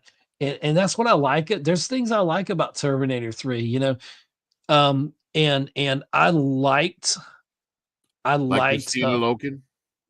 oh yeah, she was great in that. For a lot of reasons, but She was much better in that than she was in Blood Rain, directed by what was you. it, My So-Called Life? Oh God, Girl, please, no UA Bowl movies, man, ever. what's his name? What's her name? Kate. The character was Kate, John Yeah. Connor's future wife. Kate, That actress. She Yeah, was Claire so great. Danes. Claire Danes. Claire Danes was so great in that, and she convinced me in that, and her dad essentially pushing the button to start Skynet is so, something poetic about that. And Yeah, I think the weak point of Terminator 3 is actually John Connor. Like, I don't think the actor they got to play him did a very good job. Was it Nick Stahl? Was that his name? I'm not sure. That sounds I know right. he was the yellow bastard in Sin City. Oh, but yeah, it took me a while to see him as John Connor. I wish in a different universe that Edward Furlong was still in that. It would have felt more realistic. It would have I think, felt more cohesive. it would have Yeah, felt the to cohesive. problem was previous Edward film. Furlong was never an actor. Right. Edward Furlong was picked off the street by Arnold himself. He wasn't And hired by a we casting found out director or later anything. that he was kind of like Jake Lloyd. Like Jake Lloyd had a lot of like negative fallout for being in episode 1, and a lot of people made fun of his acting, and he had developed like mental issues and he had some mental issues anyway, and I don't know if he got into drugs, but they had similar courses how their lives went, and they both are finally all these years later kind of coming out of it.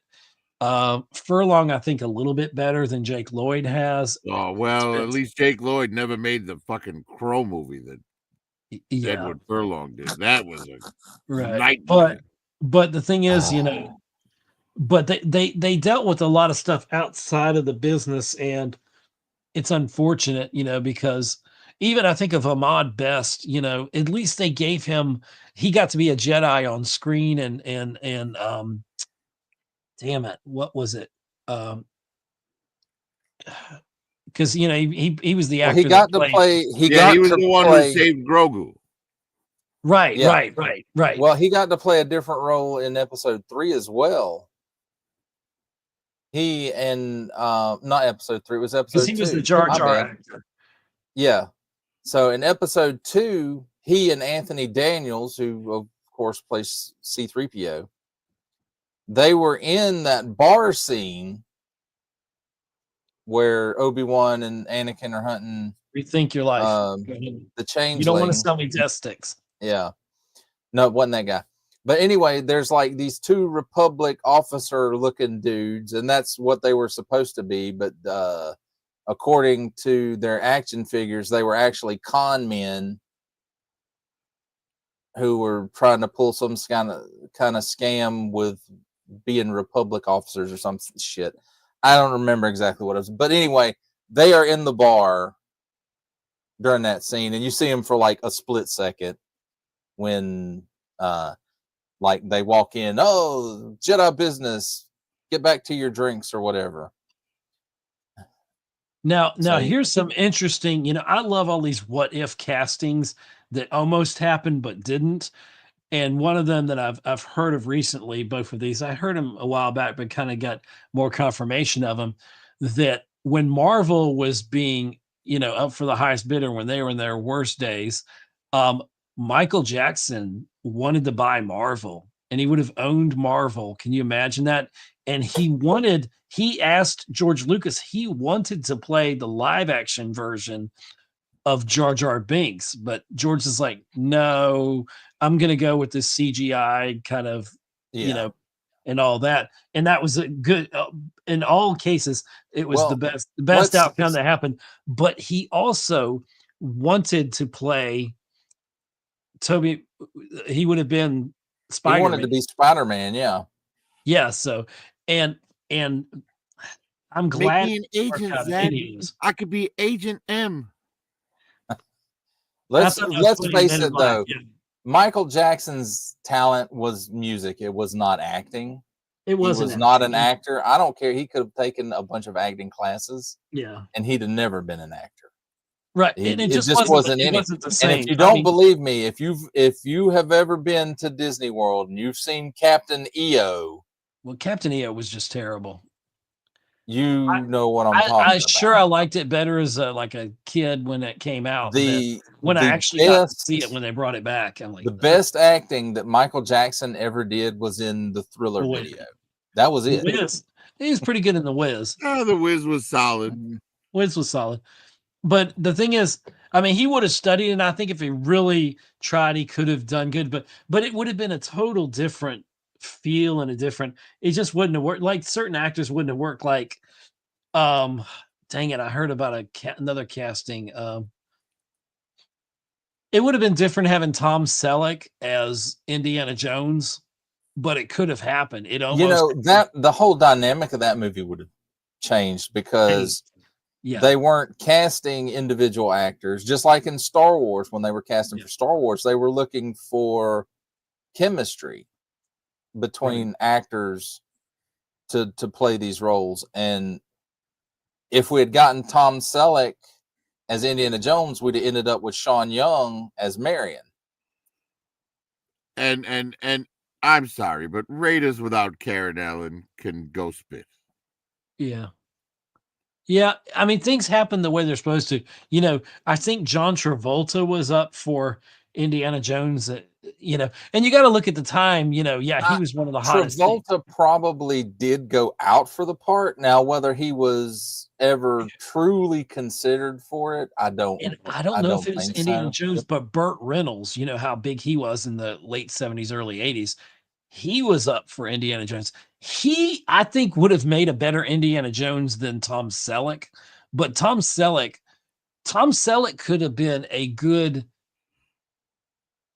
Bond had he, if they were going for an English version. Yeah, if he'd have been British. If he could because you got to remember, up until whoever they're going to cast to play 007 or James Bond or whatever they're going to do with it now, that has been the tradition to cast a United Kingdom actor, not necessarily a British actor. Well, everything's out the window with the Sean Connery. Sean Connery, of course, was not. He wasn't English. But if you remember in Skyfall, he was Scottish British. But if you remember in Skyfall, even Daniel Craig's history in the Bond franchise was Scottish. He was Scottish, not English. But what I'm saying, I'm talking about the actors. It was tradition that There's a bit of a groundswell out there to bring Pierce Brosnan back as Bond, but not like Bond action, kind of more like almost Bond being like M in a way, but like still a little actiony, but not as full on action Bond. Gold Bond. Yeah, he could be Gold Bond. That's funny. That's hilarious, actually. But he could be Gold Bond. But I would love to see Pierce Brosnan still got it. He was in Black Bag. He's really good in that film. He's too old for Bond, though. I know. Yeah, I know he's too old because you need someone, especially Daniel Craig, I can kind of set the besides, in the last movie, didn't they establish that the next 007 was a black girl? That was Moneypenny. If it's the same black girl that was in Spectre. No, it's Lashana Lynch. Oh. The Photon or whatever she is or whatever. And, okay. Marvel. Yeah, she was. They kind of set her up to be the new Bond. What they were moving towards is that 007, and this is where I think maybe they should go with it and just get away from James Bond, but just focus on the moniker of 007. I don't have a problem with that because I think Idris Elba would be a fantastic Bond. He could do the suave. Honestly, I think they should just they shouldn't make Bond. And at this point, and they were kind of doing this during Brosnan's era. Yeah. Where, they cleaned up the misogyny. Bond was always, this womanizing. Well, sometimes a woman needs a slap. Exactly. But bringing Judi Dench in there, she was so perfect as M.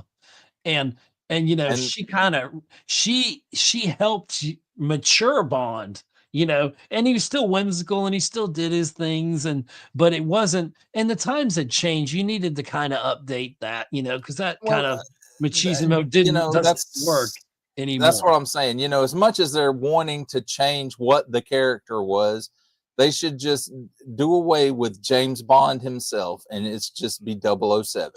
Right. And then they can they can do they can make it a because male, they the can one make it thing a that female, they that can none make of it these white, people black, take not into British. consideration. It doesn't matter because it's Bringing just a number. It's not a name. 006 in It's there not was the that character. Sean Bean. That was so perfect bringing him in GoldenEye, having the and he was like 006. Yeah, Look, he was like before Bond. Here's the problem, right? None of the people in power today take into consideration what the original artist would have wanted. Broccoli did. If you think Tolkien would have signed off on that fucking Amazon series? No. I mean, they took his ultimate pacifist, Galadriel, and made her a goddamn war general. Yeah. Like, what the hell were they thinking? They were thinking they want to take someone else's work and bastardize it into their little fan film. Right? And it's like, look, if that's what you're going to do, write make something up your own different. stories. You don't play your same story, but don't use Tolkien's names and characters. That's where I am with Star Wars. That's where I am with Star Trek. That's where I am with everything with Lord of the Rings. I won't watch the new stuff because I tried watching. I was like, this isn't true. It comes back. Honestly, I tried to watch The Rings of Power, and I didn't even make it. I made it maybe 15 minutes into the first episode, and I said, I just can't watch this. Why is the king of the dwarves a black woman with no beard? I mean, because we know from the Peter Jackson films that the dwarf women do have beards. Right. Yeah. Why the hell would they make the fucking main dwarf in their series fucking clean shaven? Like, it's nonsense.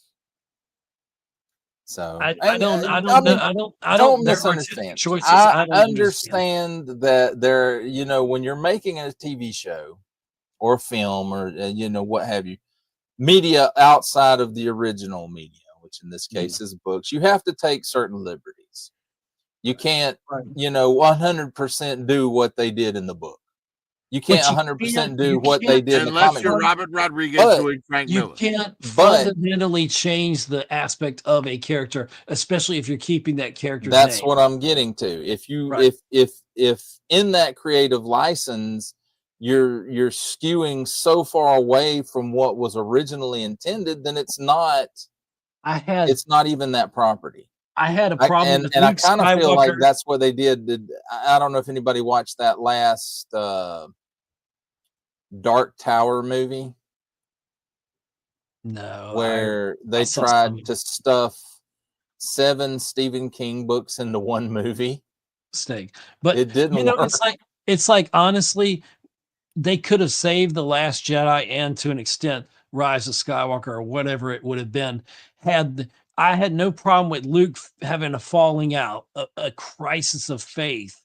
I could see that, that wasn't my Luke Skywalker, but they still had me at that point. But seeing that redemption arc and him actually showing up again and say, it's not time for the Jedi to die. They could lead you down that road in Last Skywalker and think that he was going to give it all up and sacrifice who he was. But we needed him to come back and be who he was at the core of what Luke was. And I'm sorry, but the whole premise of why Ben turned evil because Luke had a crisis of faith with him or whatever. Yeah. He's going to turn to the dark side. So I had a moment of weakness and I was going to kill him. I mean, here he is willing to put faith in his father, who's murdered younglings and wiped out entire fucking planets. You mean his you're telling me he's instantly gonna go for the lightsaber on his own fucking nephew before he even turns dark? And not just that, but I agree with that. Luke Skywalker doesn't give up. Exactly. But I would have been along for the ride had there been a redemption where Luke realizes whether I'm feeling sorry for myself, whatever this is depression, whatever it is, and then realizing I need to come back. How I feel they is more tried to do important that. to the galaxy that I show up. They tried to do that a little bit with Yoda appearing to Luke and Yeah, but talking about how the books are kind of pointless. And that's Yoda admitting what Caveman was talking about. That's Yoda admitting the blindness and the arrogance, like Palpatine said, of the Jedi when they were more concerned with The rules and regulations than the will of the Force. And so they gave up on what the true belief is. It's like being in a faith and following the rules because it's canon, it's what you do. But why do you do what you do? Is there faith? Is there belief? Is there whatever your motivating factor behind it? Can't be just to follow a system of rules and regulations. It's to continue on whatever that path is, that spiritual journey of the Force or whatever, the will of the Force. To quote Digital, my rental period has expired. And I shall return momentarily. Oh, okay. Well, on that note, I've got to get up kind of early in the morning, so I am going to call it for myself. Happy birthday, my friend. Thank you. And could be all that good stuff. Well, if there's anybody 25, right? Do what? I said you're 25, right? Plus 35, 45, 50. I'm 30 more years than that. We're live at 55. Or I should say alive at 55, but we're live. I put the thing there in the chat. If there's anybody that wants to come on screen, if you want to chat or whatever, we're just talking about whatever on this birthday stream. I want to thank Prophet for being here. Prophet may not be leaving. I'm not running anybody off. He's not. He's coming back. Yeah, but I might need to go refill myself. But thank you, Caveman, for being here. Thank you for showing up, and everybody in the chat who's been here. I'm not going anywhere yet, but if anybody wants to talk in the chat, or if you want to come on camera and chat, and yes, there's 5 people according to the little 5 people watch icon. There's 5 people watching, and so you're certainly welcome to come on. We're just talking about anything. Gosh, we've talked about what music. We've talked about a lot of Star Wars and Star Wars and more Star Wars. I was about to get into Star Trek. In the state of Star Trek. That's what I was going to bring up when I came back, but y'all were already in.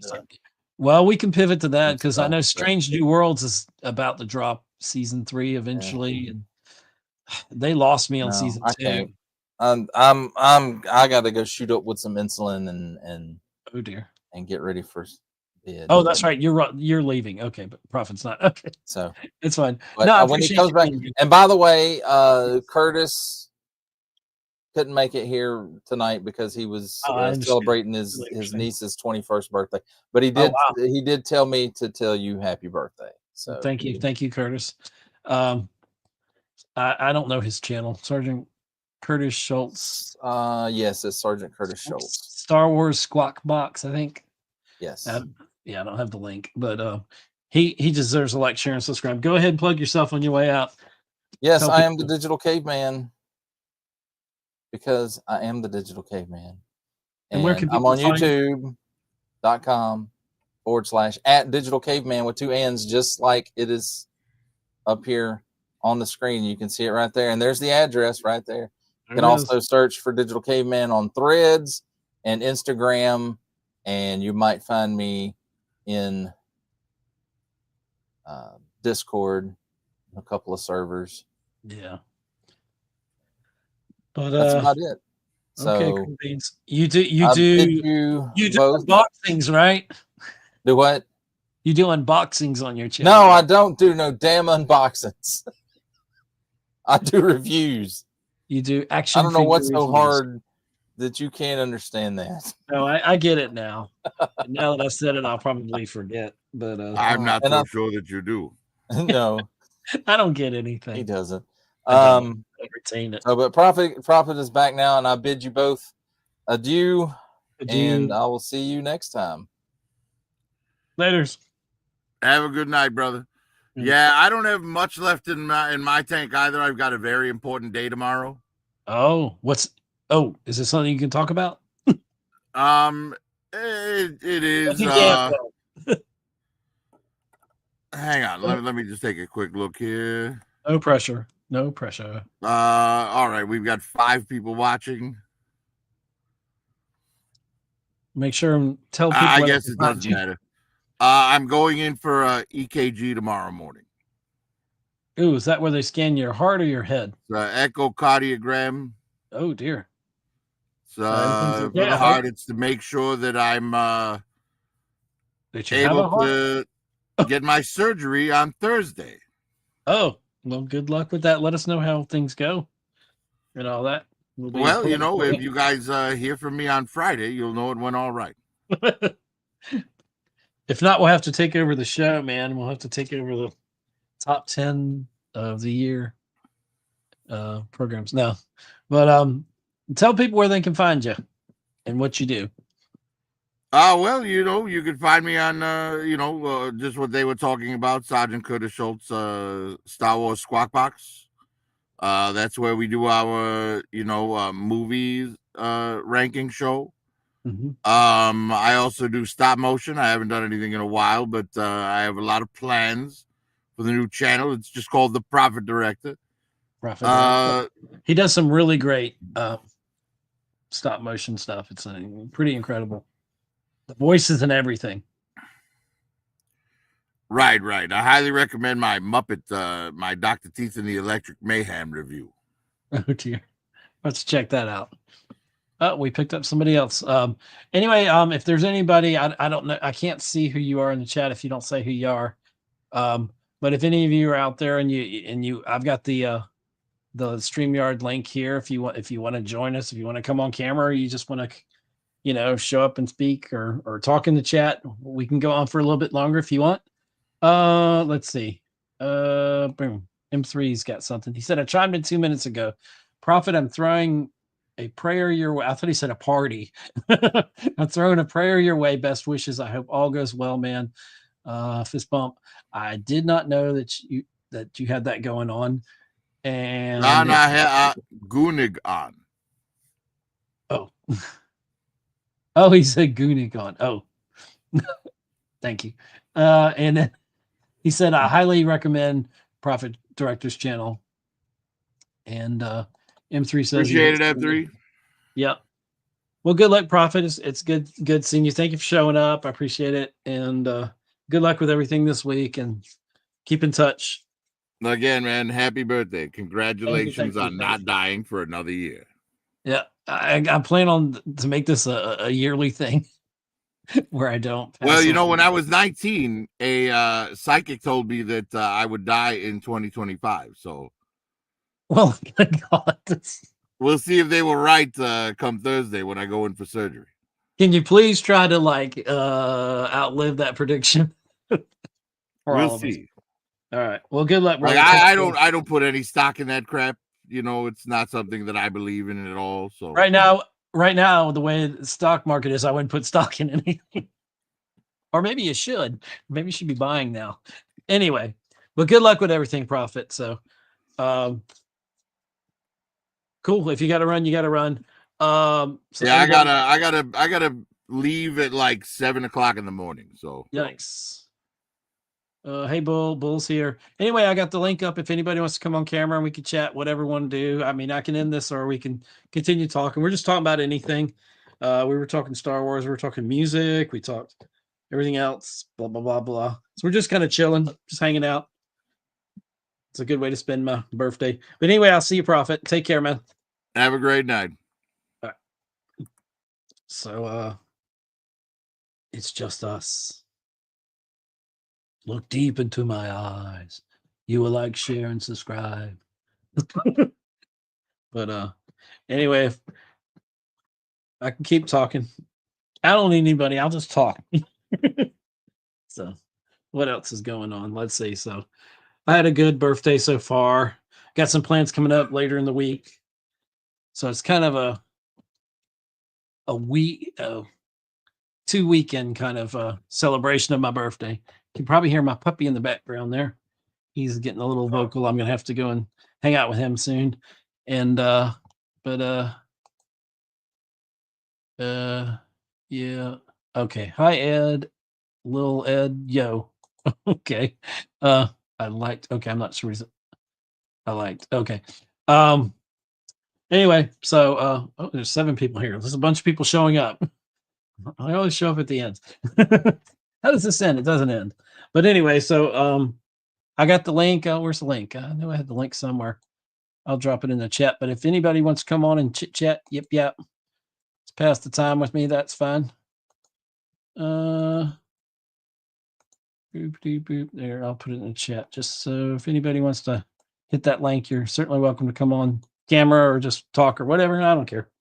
Anyway, so we had a good couple hours. We've been on here about 2.5 hours.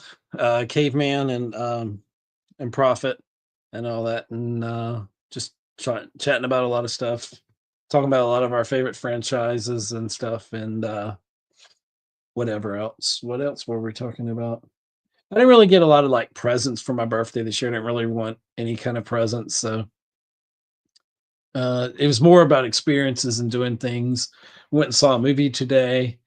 We saw that new movie, Drop, which is kind of what I thought it would be. There's a point where the movie turns, and it's just from that point on, you can't really realistically believe what happens towards the heading to the end, but kind of wraps the film up in a good way. It was fun.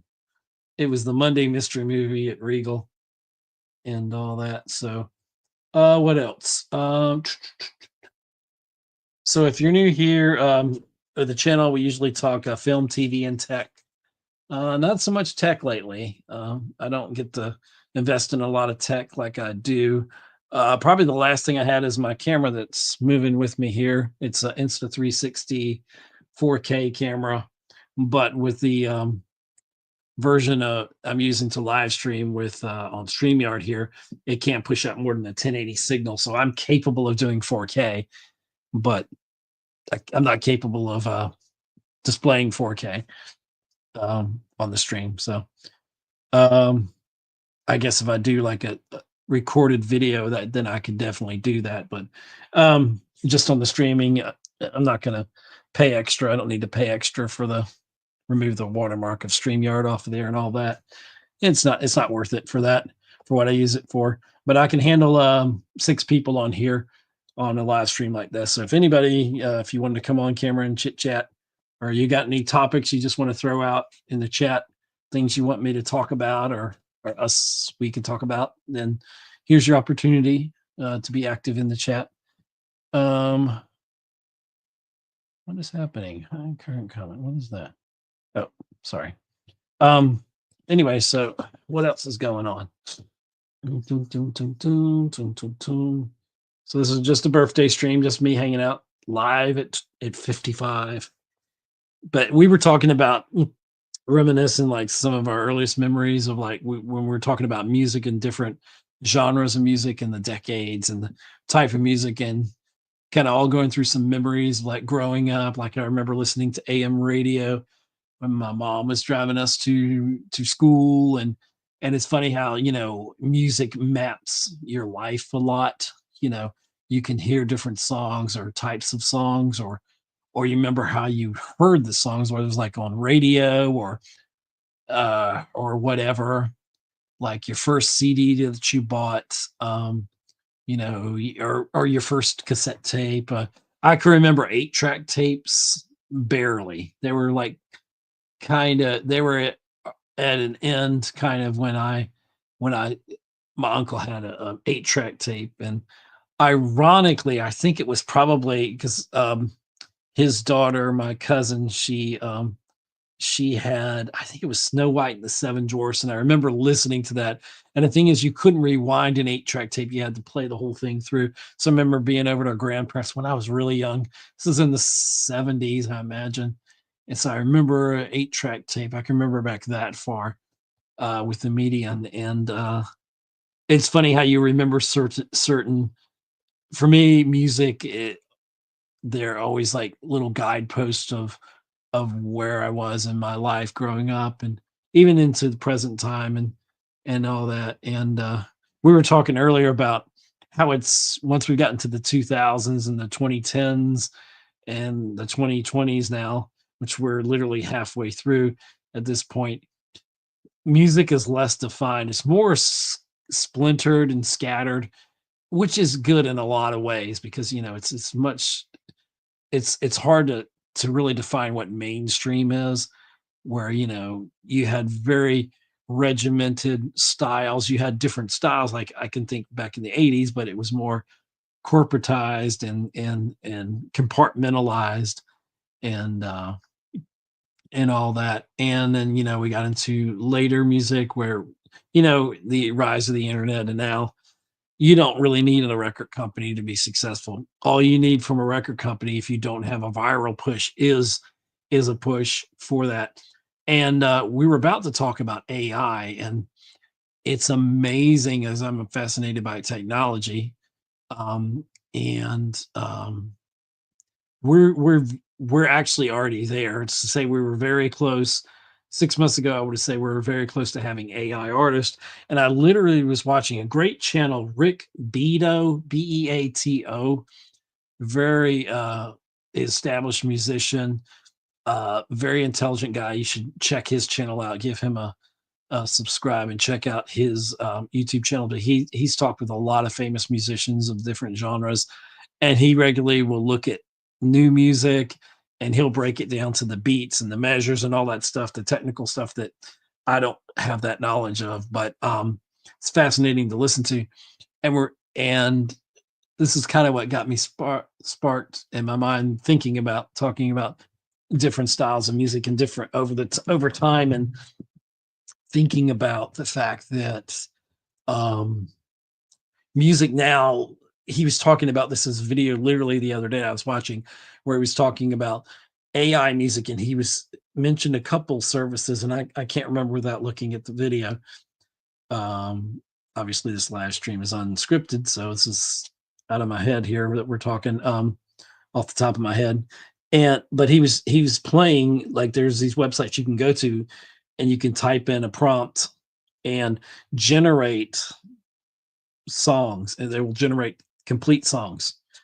And you can specify what type of instrumentation, what you want to sound like, whatever you can think of. You can pretty much, whatever you can imagine, you can do.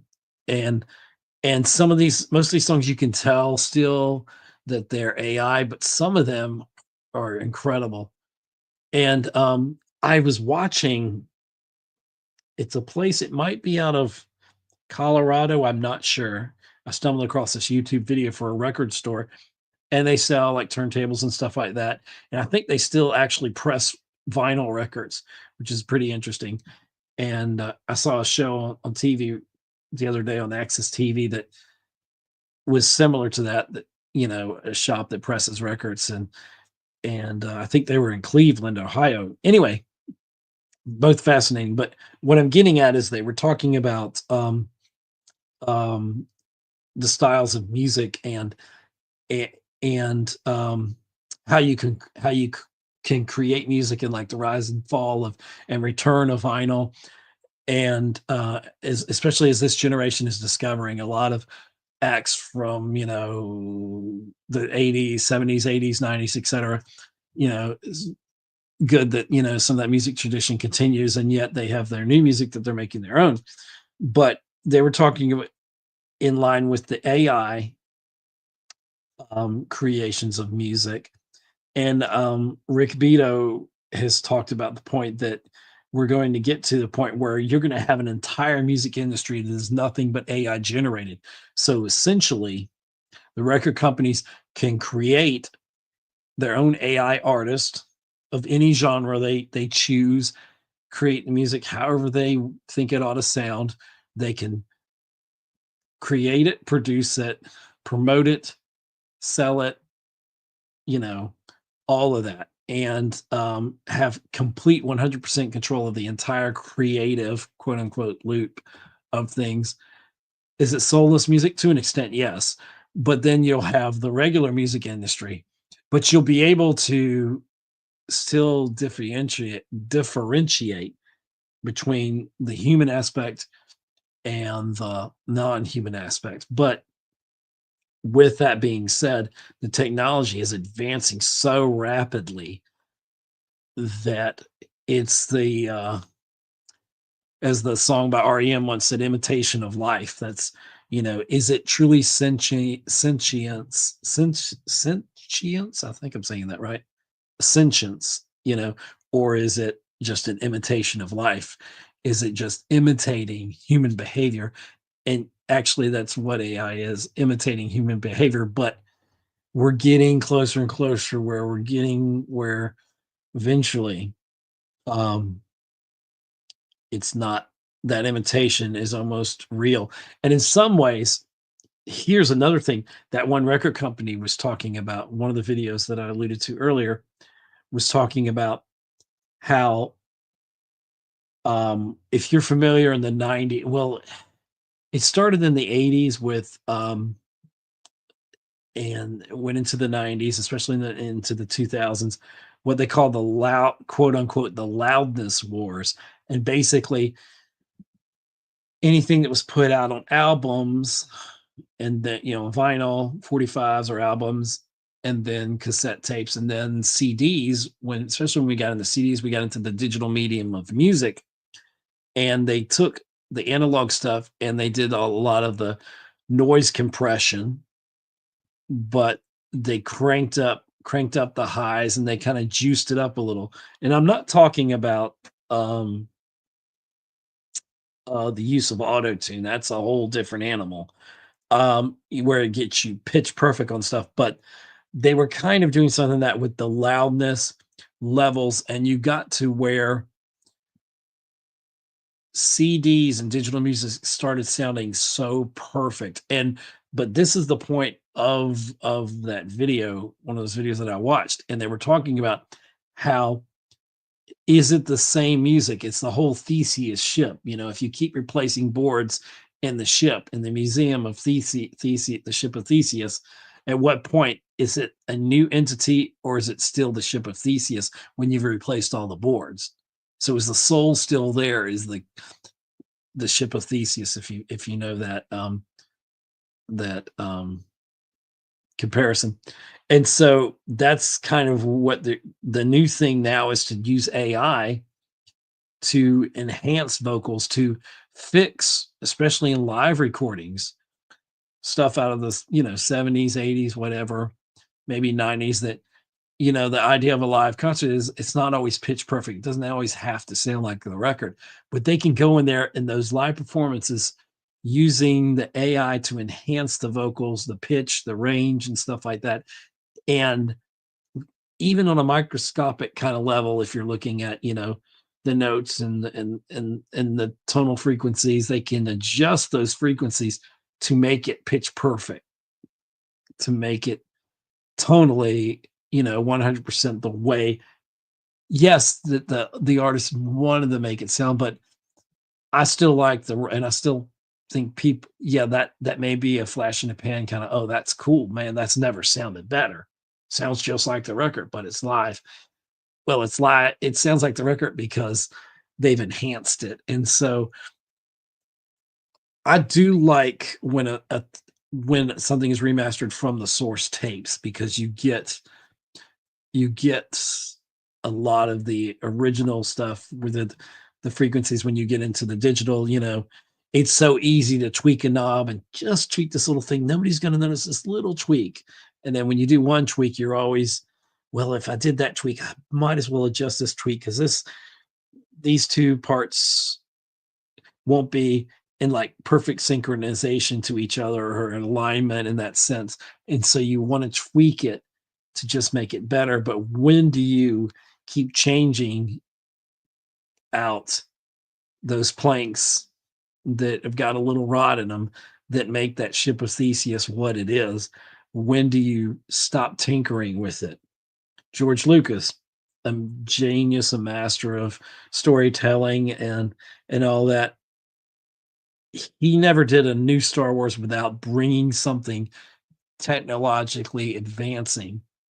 Unlike what Disney did, they didn't really advance the technology to make the new films or the TV series. They didn't really advance the technology that much, other than the overuse of the I forgot what it's called. I know SCAD has one, but it's the panoramic where they could, essentially create any environment on the LED screens and all that.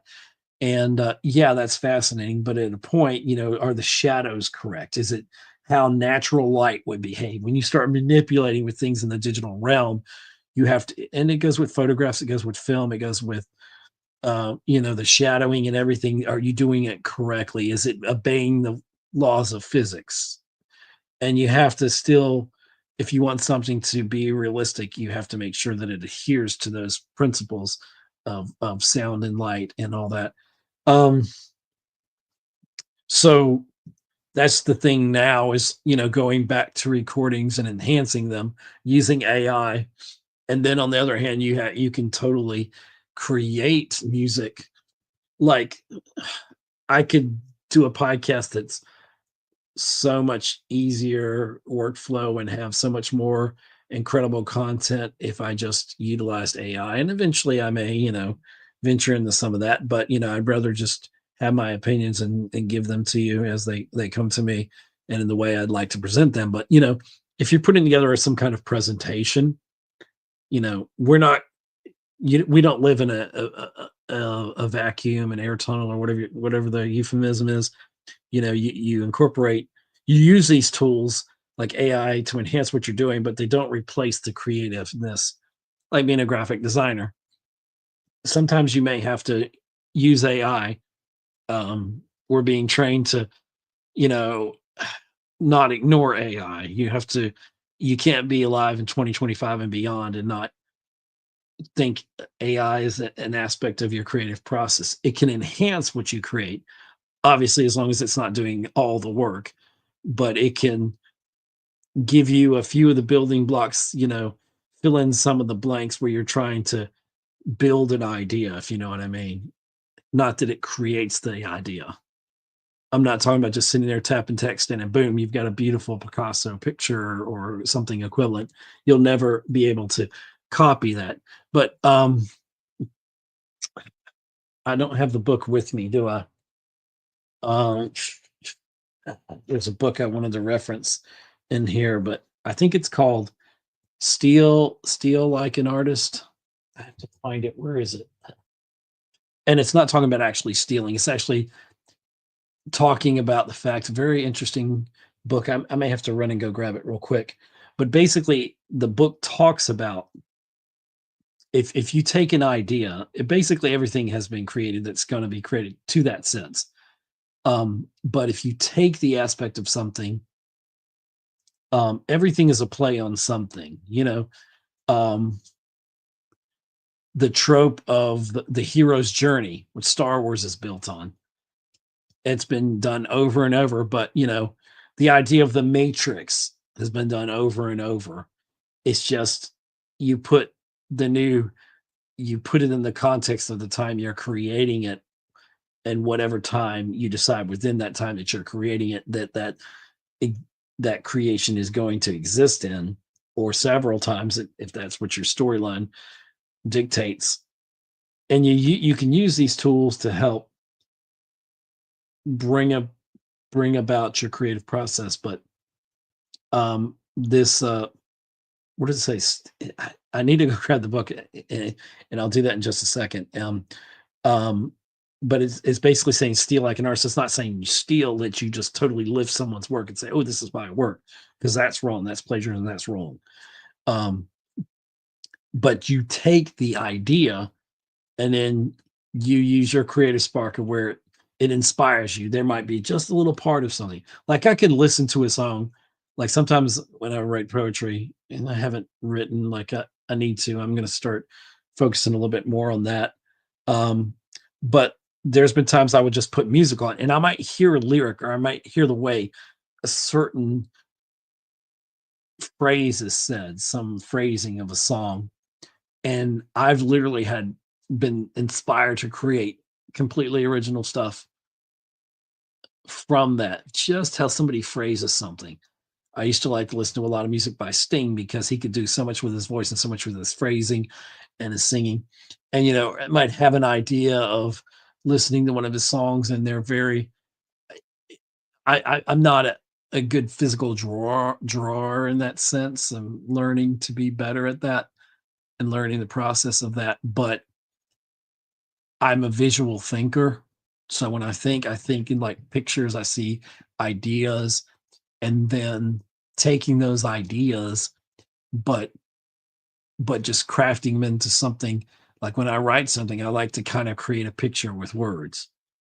I like to create a story. And whether I'm putting myself into a fictional character's perspective of something and telling it from their perspective, or whatever the storyline is, you know, it's it's not rocket science. No one's coming up with original thoughts these days. It's after thousands of years on this earth, we're not coming up with anything terribly original. We're recrafting a lot of themes into other stuff and incorporating themes into new areas and new things. And that's why a creative person, you can never have AI that's going to replace the creativity of the human mind. Even when you get to quantum computing, processing power, and you can have something that's an imitation of life, but you're not going to have something that is a replacement. You'll never have a true replacement because there's something magical and mystical, and it should remain that way, of the human creative soul you know that resonates from being like, it's totally human. There's that aspect. There's that bit of creativity that an algorithm can't put together, that you can imitate the process, but you can't quite come up with exactly what that process is. So a little fascinating there. Let's see, I'm gonna let's see something here. Do I have 1 second? I'm gonna go grab that book and I'm gonna show you. I'm just gonna stop my cam real quick, so just hang out. I'll be right back. Don't go anywhere. Like, share, subscribe. Hit that thumbs up if you're in the chat there. If you're just watching, we appreciate it. It helps us little creators like myself out. And let me go grab that book real quick, and then I'll explain what it is and talk a little bit more about it, because there's some good ideas on it. And this is good. I wanted to talk about this, so I'll be right back. So I'm going to stop the cam. Don't go anywhere. Be right back in just 2 seconds or so. All right.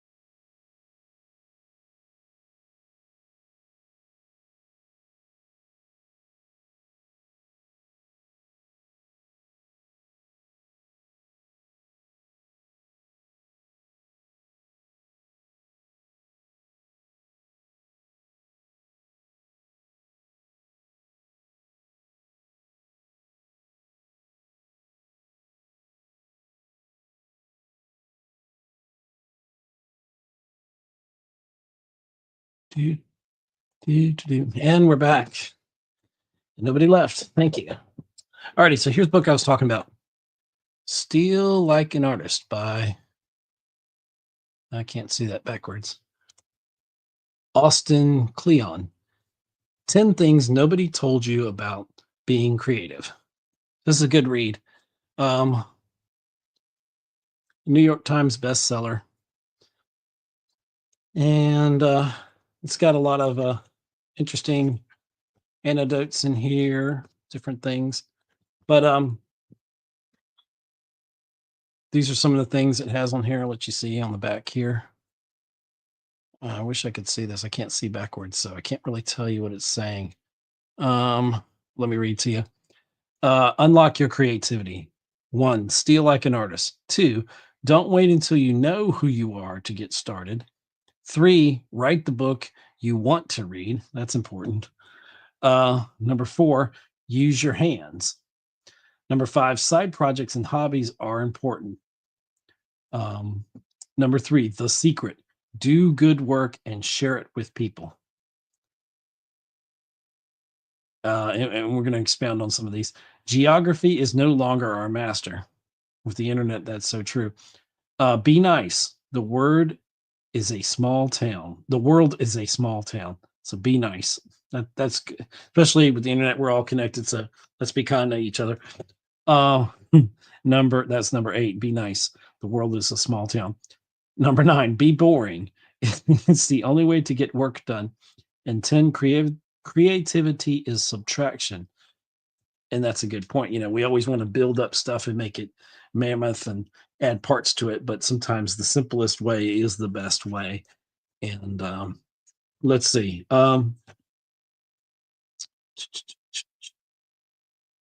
But steal like an artist, basically,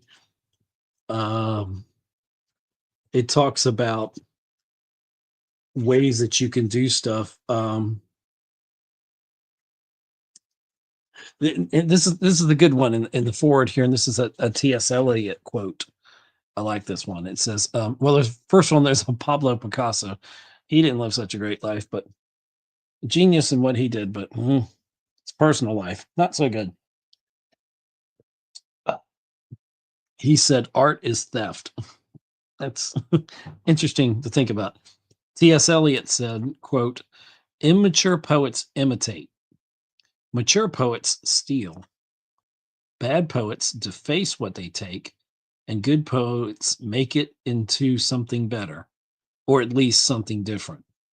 The good poet wheels his theft into a whole of feeling which is unique, utterly different from that from which it was torn, end quote. That's T.S. Eliot quote. So yeah, the whole idea of steal like an artist is you take aspects of stuff that already exists, which inspires you, and then you build upon it and you make it unique in your own way. It's not plagiarism. It's plagiarism if you take it word for word and you put it out there and say it's yours. That's wrong. That's wrong. You don't do that.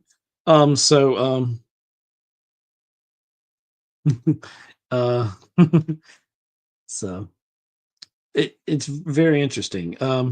Here's a quote by David Bowie in the book here, and it says, quote, the only art I'll ever study is stuff that I can steal from, end quote.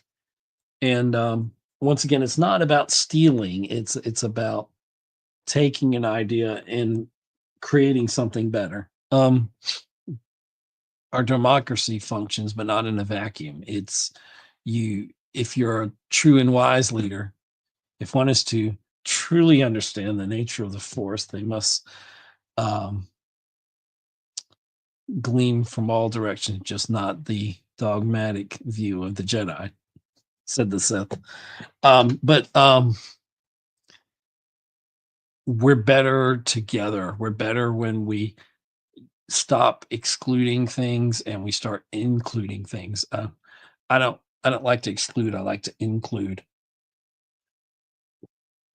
It's much more fun when you have people that think differently than you, but yet you can still respect each other for your views that you have without demeaning that person or their points of views, or because we all arrive at different, sometimes similar outcomes, but from different angles, different sides, different things. And if I've learned one thing from Star Wars, I learned something that Obi-Wan Kenobi said to Anakin: only Siths deal in absolutes. So, you need to be more open-minded See, and therein is the lie of the Sith, that some truth. Every lie has a little. Every lie has a little bit of truth to it. Darth Sidious said, or he was Senator Palpatine at the time, or Chancellor Palpatine, in the famous scene where he's trying to win Anakin over to his side, to the dark side, and he said, "Remember from your early trainings that all who acquire power are afraid to lose it." And that famous speech in the opera there, when they were there in the opera, very foreboding music and wonderful John Williams score, of course, in that scene. And he said, um, Palpatine, he's putting a little truth and then putting his brilliantly masterful manipulative spin on things to serve his own agenda. But he says, um, how does he say it? We said all who attain power are afraid to lose it. He said that the Jedi and the Sith are alike in almost every way, including their, for lack of a better word, their willingness to do what it takes to hold on to the power they're afraid to lose. Except, and that's part of the lie, but part of the truth. You know, you can be in love with a position and the power that it brings. But I've always felt if you have a position, especially a position of power, you have a duty to serve those, and in the most honest and admirable way that you can. You almost should elevate yourself to be greater, to inspire others to be greater in themselves. That's what makes you a true leader, if you're inspiring others. When you can help someone see some of the misgivings and look past some of the lies they may have been told or believed, so that they can become wiser.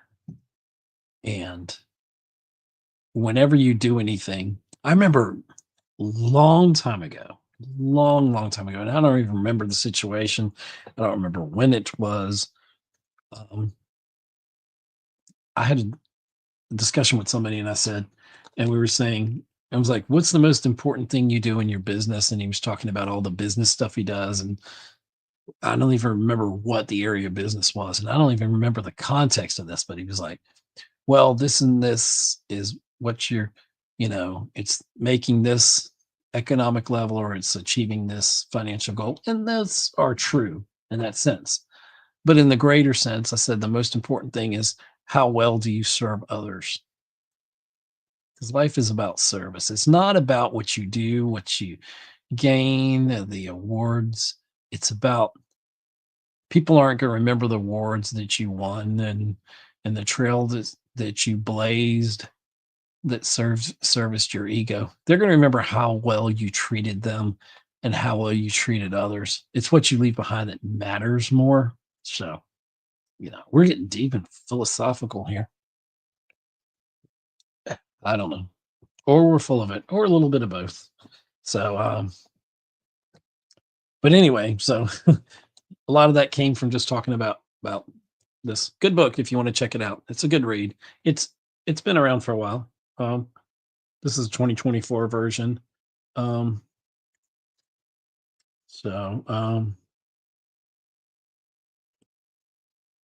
And something like, when I was in the film industry, actively in the film industry, I liked helping out others. I've seen people that were selfish with their talents, and I think that's a horrible way to be.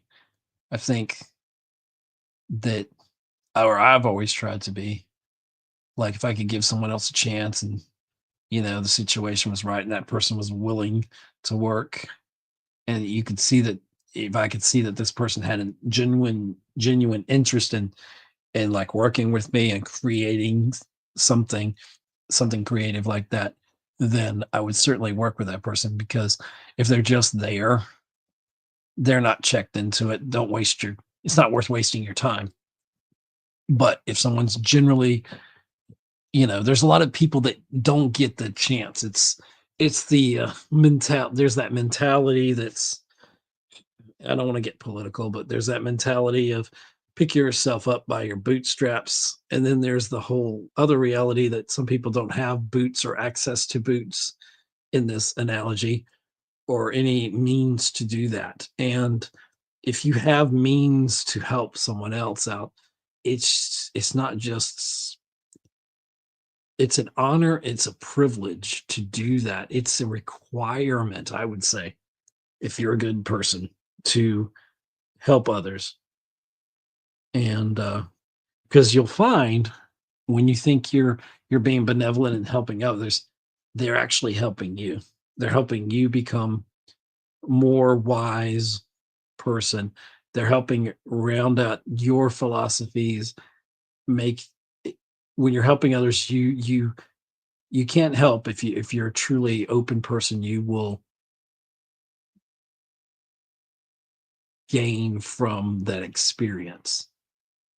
And you'll find you may be in the master apprentice, to put it in a Star Wars kind of thing. You'll find out your apprentice sometimes is teaching you stuff. When you think you know your stuff, but you can always it's always good to hear a different perspective. And if you're a wise leader, you don't have to be the smartest person in the room. You just have to be smart enough to have the smart people in the room from all different sides of an angle. And then that's how you make a true decision, a decision that makes sense, that doesn't just serve your agenda, but it actually serves others. Because that's what life is about: service. That's what matters. And good stories are what are made up of stuff like that. You know, you have the hero's journey, that archetype. It's been done a trillion times, and it'll be done a trillion more. But you have to. It's like that's why a lot of films suffer, because they're trying to reinvent the wheel. You don't have to reinvent the wheel. The wheel works in generally that circular fashion is the most efficient way. You can make modifications to the wheel, but the more you modify the shape of the wheel, the less effective that wheel is becoming, if you think about it that way. So you might want to be a little bit more open to accepting, okay, this is the wheel. Now, what can we do with this wheel? Instead of reinventing the wheel, take the existing wheel, build upon that wheel, and find a way that you can make that wheel more efficient. And it may be something in the design that you tweak, but you're still with that baseline model of the wheel. I don't know. So anyway, blah, blah, blah. I don't know who 7 people are watching. You're mysteriously watching out there in the ethers. But that means I should see at least 7 people have liked this video. And I don't see that at this time. But actually, there's probably more people watching than it says. It's interesting. But anyway, I guess I need to end this stream soon. It's getting late. But I'm sure I've got more wisdom, more edisms to tell you. I don't know. So 8 people are watching. Oh, it keeps growing. So interesting. So if you're here, we're just kind of chatting about a lot of stuff. If I dropped the link there in the chat. If anybody wants to come on camera, if you want to talk, you want to chat about anything, I'm wide open to talking, discussing anything. Just killing time. It's technically it's April 8th, so I've already been born officially 55 years ago today. So a lot of good times, a lot of blessings along the way. And I plan to live forever. So I've got plenty more adventures that are awaiting me, I'm sure. So I'm excited for that, what the future holds. Always looking forward to the future. Got to be an optimist. As crazy as this world is right now, it's only going to get better. It's going to get worse, but it's going to get better. It always does. And I don't know. So what else is going on? What did we talk about here on the channel? We talk about film, TV, and tech. Talked about the latest film I saw. We talked about some Digital Caveman was on here from Digital Caveman with two N's. Digital Caveman presents. He does action figure reviews, and he's got a good channel. He's on Instagram. He's also on YouTube. You should check him out. Profit Director stopped in here. He's got a lot of good stuff. M3, I think, is hanging out in the chat. M3 Reviews. Check his channel out on YouTube. He's a really cool guy. He's a pretty level-headed dude. You don't find a lot of people that are level-headed that, can rock with either side of things. But he seems to be one of those middle-of-the-road kind of dudes. And whoever else is in here, I appreciate everybody who's stopped in, who's still here, who's hopping on board, who might be here for the first time. Subscribe to the channel, enable notifications if that's your thing. So you'll know when there's new content. You'll know when this is coming out. When we have live streams, usually Saturday nights, I like to live stream. This is a rare kind of Monday night kind of thing. We're on spring break. I'm about to graduate. 2 years of college is about to come to an end. I'm about to get my degree in applied sciences with a focus on graphic design. So we'll see where that takes me. It's a new way that I decided to head. There's a lot of opportunities coming up and things I can't talk about yet, possibilities, and there's a lot of things going on behind the scenes that I'm excited about. Can't talk about yet. Can't even hint at all of them, but some things are possibilities, some things are probabilities. We'll see. Somewhere in the middle is where all that ends up, I suppose. What have I read lately? Well, we covered that. This book, I haven't read all of it, but it's really good. A good book. It's good about creativity. I need to do more. Somebody asked me if I was going to do more gaming on the channel, and yeah, I plan to do some more. I don't know if I'm going to do any this week. I've actually still got some homework, even though I've still got projects I'm working on for school, and the creative process is funny. We were talking a lot about that here. It's hard to be on demand. You kind of have to be in some careers that are creative that way, certainly in graphic design. And that's not an issue. That's not a problem. But sometimes it's hard to turn it on and to get that inspiration. Like one of the things we're taught to do is I like word diagrams. I like if I'm developing a brand identity, and you look for keywords and you do some it's kind of like storyboarding. I'm getting tired, so my mind's not firing on all cylinders right here. But like brainstorming is really good to just kind of, like doing early sketches of ideas, writing down. For me, it's sometimes it's images, but it's work. It will inspire me, but words will inspire me too. And like if you're working on a brand design, you want to figure out, what best represents that brand, in your design that you're going to create. How is your creation telling a story? And you're a problem solver.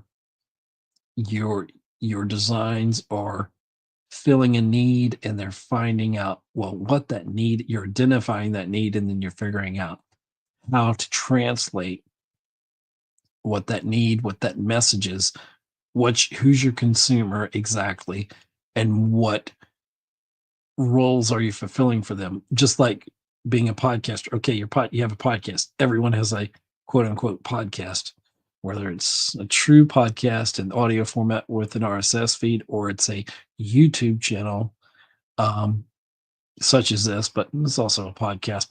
I'm an audio podcast first, but this is YouTube content creator. As a whole line of thought, and people lined up on both sides of that to give you the yays and nays of what a true podcast is. And it's interesting, that whole discussion. But in the realm of podcasting, it's like what you talk about and what you're creating.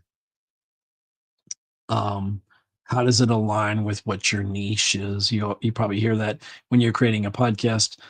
Um, you want to find who your target audience is when you're creating a brand identity. Let's say you're designing for McDonald's, what's your core demographic? Who are you trying to sell to, or for whatever campaign you're doing, very targeted or overall, what is your brand identity? What is your message?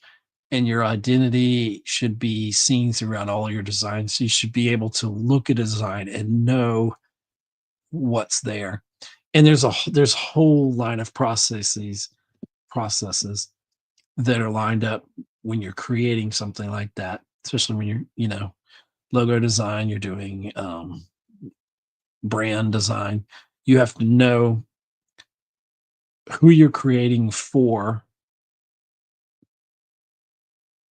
and what is the best, most effective way to get that across.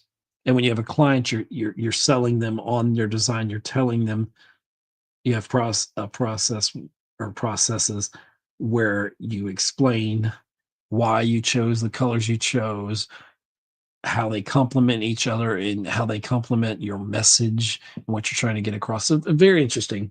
It's just like that in podcasting. It's like if you're, what are you talking about on your podcast? This stream right here is just kind of I just felt like talking. So it's kind of anything goes. I could have named it that. But we talked about a lot of different things, and we dove down into like subgenres of what we were talking about earlier, especially with music, which I could, talk extensively on music, um, among other things, film, TV, tech to an extent. I used to be more versed on tech than I am now. It's just moving so quickly. And but it's still fascinating. AI. I'm always fascinated about that. A big Terminator fan. So I've always been fascinated with AI and like robotic technology and where everything's going, and it's a lot of interesting stuff. So what else? What else is going on? I'm trying to think what else we're talking about. So um maybe venturing back more into some creative film areas of stuff. Um it's my intention to, and I just got a lot of everyday life going on, a lot of things firing on different cylinders, a lot of, what would you say, a lot of pans on the griddle. What would you? What's the analogy I'm looking for? A lot of I got a lot of things on the stove cooking. So I want to do some. I'm gonna get back into some more poetry. I think I'm gonna finish my poetry book. It's been in the editing phase for years, and I feel like maybe I'll work on that. That's an outside possibility. I think I'm gonna get a little bit more into create when I have a little bit more free time, if there's such a thing, to work on some of the creative stuff, and maybe do some more creative writing. I need to get back into that. I thought about hosting like a poetry group. I thought about doing that even as part of this channel, as like maybe a sub thing, like maybe an episode, like maybe a live stream of just like, you know, like a poetry meetup. That's something I've always kind of wanted to do. Interesting. So I got a lot of different ideas. If you're listening, if you got any ideas, you can throw them in the chat here so I don't feel like I'm talking to myself, or you can just lurk. That's fine. You can lurk away. But anyways, I'm glad you're here, whoever you are. Hopefully you'll hit that like button, that thumbs up button on the video. It helps out the algorithm, blah, blah, blah. We have to feed the algorithm, blah, blah, blah. Subscribe to the channel for new content and all that good fun stuff. Look around the channel. There's some interesting videos. We got different playlists. So if there's different things you like, we try to give you what we think you might like and what we care about or whatever. Blah, blah, blah. Alrighty, well, 3 hours of streaming. I guess maybe if nobody's going to speak up and say anything, then I'm running out of things to talk about and still keep it from being boring. So, if anybody's hosting an after party, you have to let me know, because a lot of friends will go on each other's streams and then somebody's like, well, I'm doing the after party, and all that. So, and then we'll go over to their stream and talk about it. But I'll leave you with these words. If you're going to do something, do it well. Make sure what you do somehow impacts others in a positive way. And don't be afraid to help someone else out who's on the way up. Because how's the saying go? You never know who you're going to meet on the way down. And hey everybody, Merman. Well, hey everybody, and Ed. My name's Merman, and happy birthday. So you're listening to me drone on. Thank you, Merman, Bull Lady, for being here. Listen to me ramble, and that's what I'm doing. And showing off my camera. See, it moves because it can. All right. Well, maybe I'll call it a night or a morning. It's morning, isn't it? But anyway, so I'm enjoying my birthday. There's more to come, more celebrations to come this week. So it's a fun week. My wife's been too good to me. I don't deserve her. She's wonderful. She's the best. She's the best part of me. So she's awesome. And my puppy. He's on Wednesday. Our puppy. He'll always be a puppy to me. Barkley. He turns 2 years old. So we're going to be having a doggy celebration for him and treat him extra special. He gets spoiled every day, but we're going to spoil him a little bit extra on Wednesday for his 2-year birthday. So me and him share the same weeks. We're a couple days apart on our birthdays. Mine's on the 7th and his is on the 9th. So that's pretty cool. So I'm looking forward to that and all that. So life is good. The world's not falling apart, no matter what the media will tell you. Things are always going to be rough, but they're always going to be better. And you just got to hold on to hope. And there's always hope. Anyway, I'm rambling. I got to go. I'm getting tired. And I'm running out of unsweetened tea. Anyway, thank y'all for listening. Thank y'all for being here and all that fun stuff. Like, share, subscribe, thumbs up. Nobody hit me up with a link for the after party, so I don't know if there's an after party after this stream, but my number. Let me know. Anyway, I'll shut up. I'll go and I'll run the outro, and y'all have a great day. Thank y'all for being here. Thank you for everybody that showed up. Please hit that thumbs up on your way out. And let me play my intro, which is my outro. One day I'll do an outro. But anyway, thank y'all for listening, and talk to you later. And thanks for joining me on my live at 55 birthday live stream. All right, take care. Welcome to the Geek Homeworld podcast. I'm your host, Ed, aka the Savage Tech Man. We talk film, TV, and tech, all from a geek perspective. You can find us on X, Instagram, Facebook, and you can subscribe and follow on YouTube at Geek Homeworld. Don't forget to subscribe wherever you get your podcasts. Be a part of the Geek Homeworld.